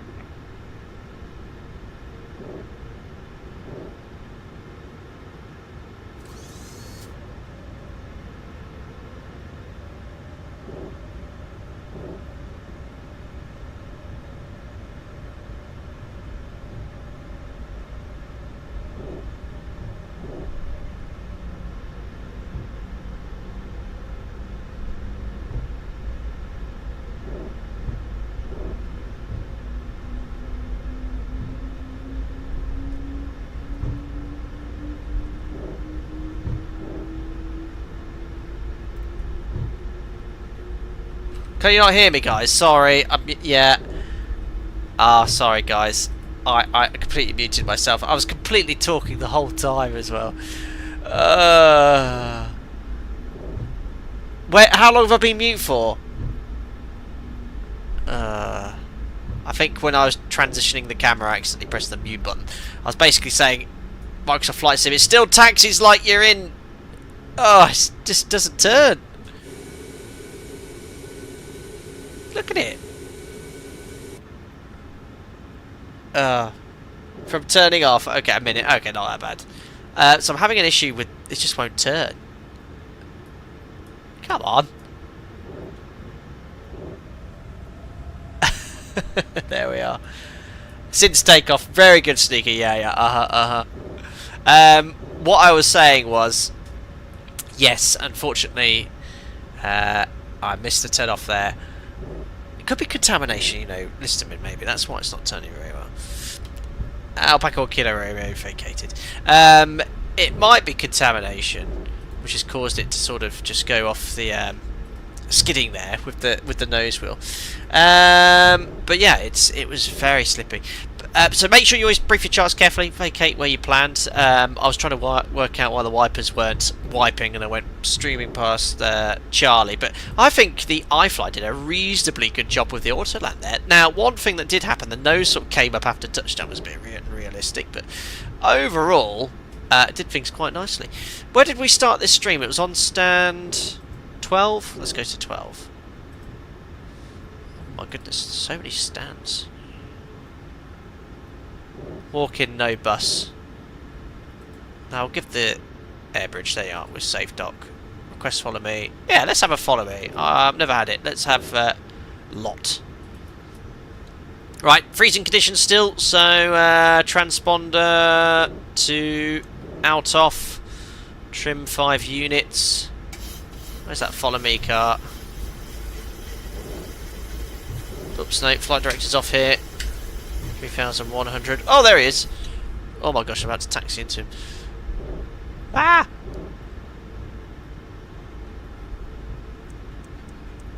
Oh, crikey. Oh! Follow me. Yes, I'm trying, but you stopped. Oh dear. They can come off. They should be on. And probe heat stays on. Engine anti-ice stays on. Great. Very nice. No, I have to say, the whole simulation of Autoland with the Toby eye tracker there looking out the window was superb. Really, really nice.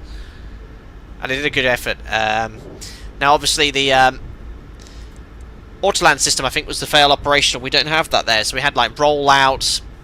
I think you leave the autopilot on in that case after shutdown. Again, you carefully assess the contamination to work out if you'd leave the flaps at 15 or clean up prior to going on stand. Again, I mean, you have a good look. You can see a little bit of the wing there in real life, but it's completely clean, so I'm happy to clean up. If you landed on a contaminated runway with loads of slush and the taxi's full of slush, I'll be like, yeah, we'll definitely clean up after verifying the wings are free of contamination after parking. There we are. So follow me car's taking me to the correct stand. Turn off the Turn off taxi lights. Don't forget to start the APU.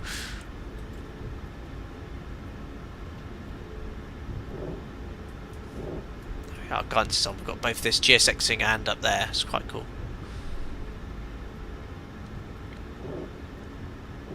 Maybe we're on the other stand when we started the stream. Awesome. The following car brake checked me. That was a quick flight as well, wasn't it? Elapsed time 27 minutes.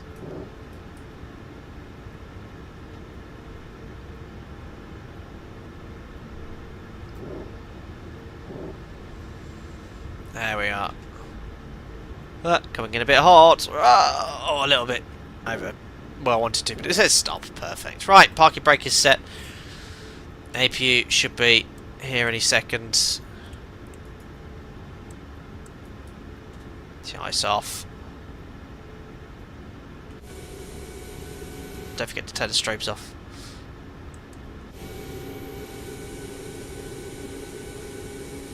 What's this? Like snow camouflage on the post. 2 blues, red, engine's dead. Engine reducing. And I'm gonna do the full shutdown flow. Doors to manual and cross check.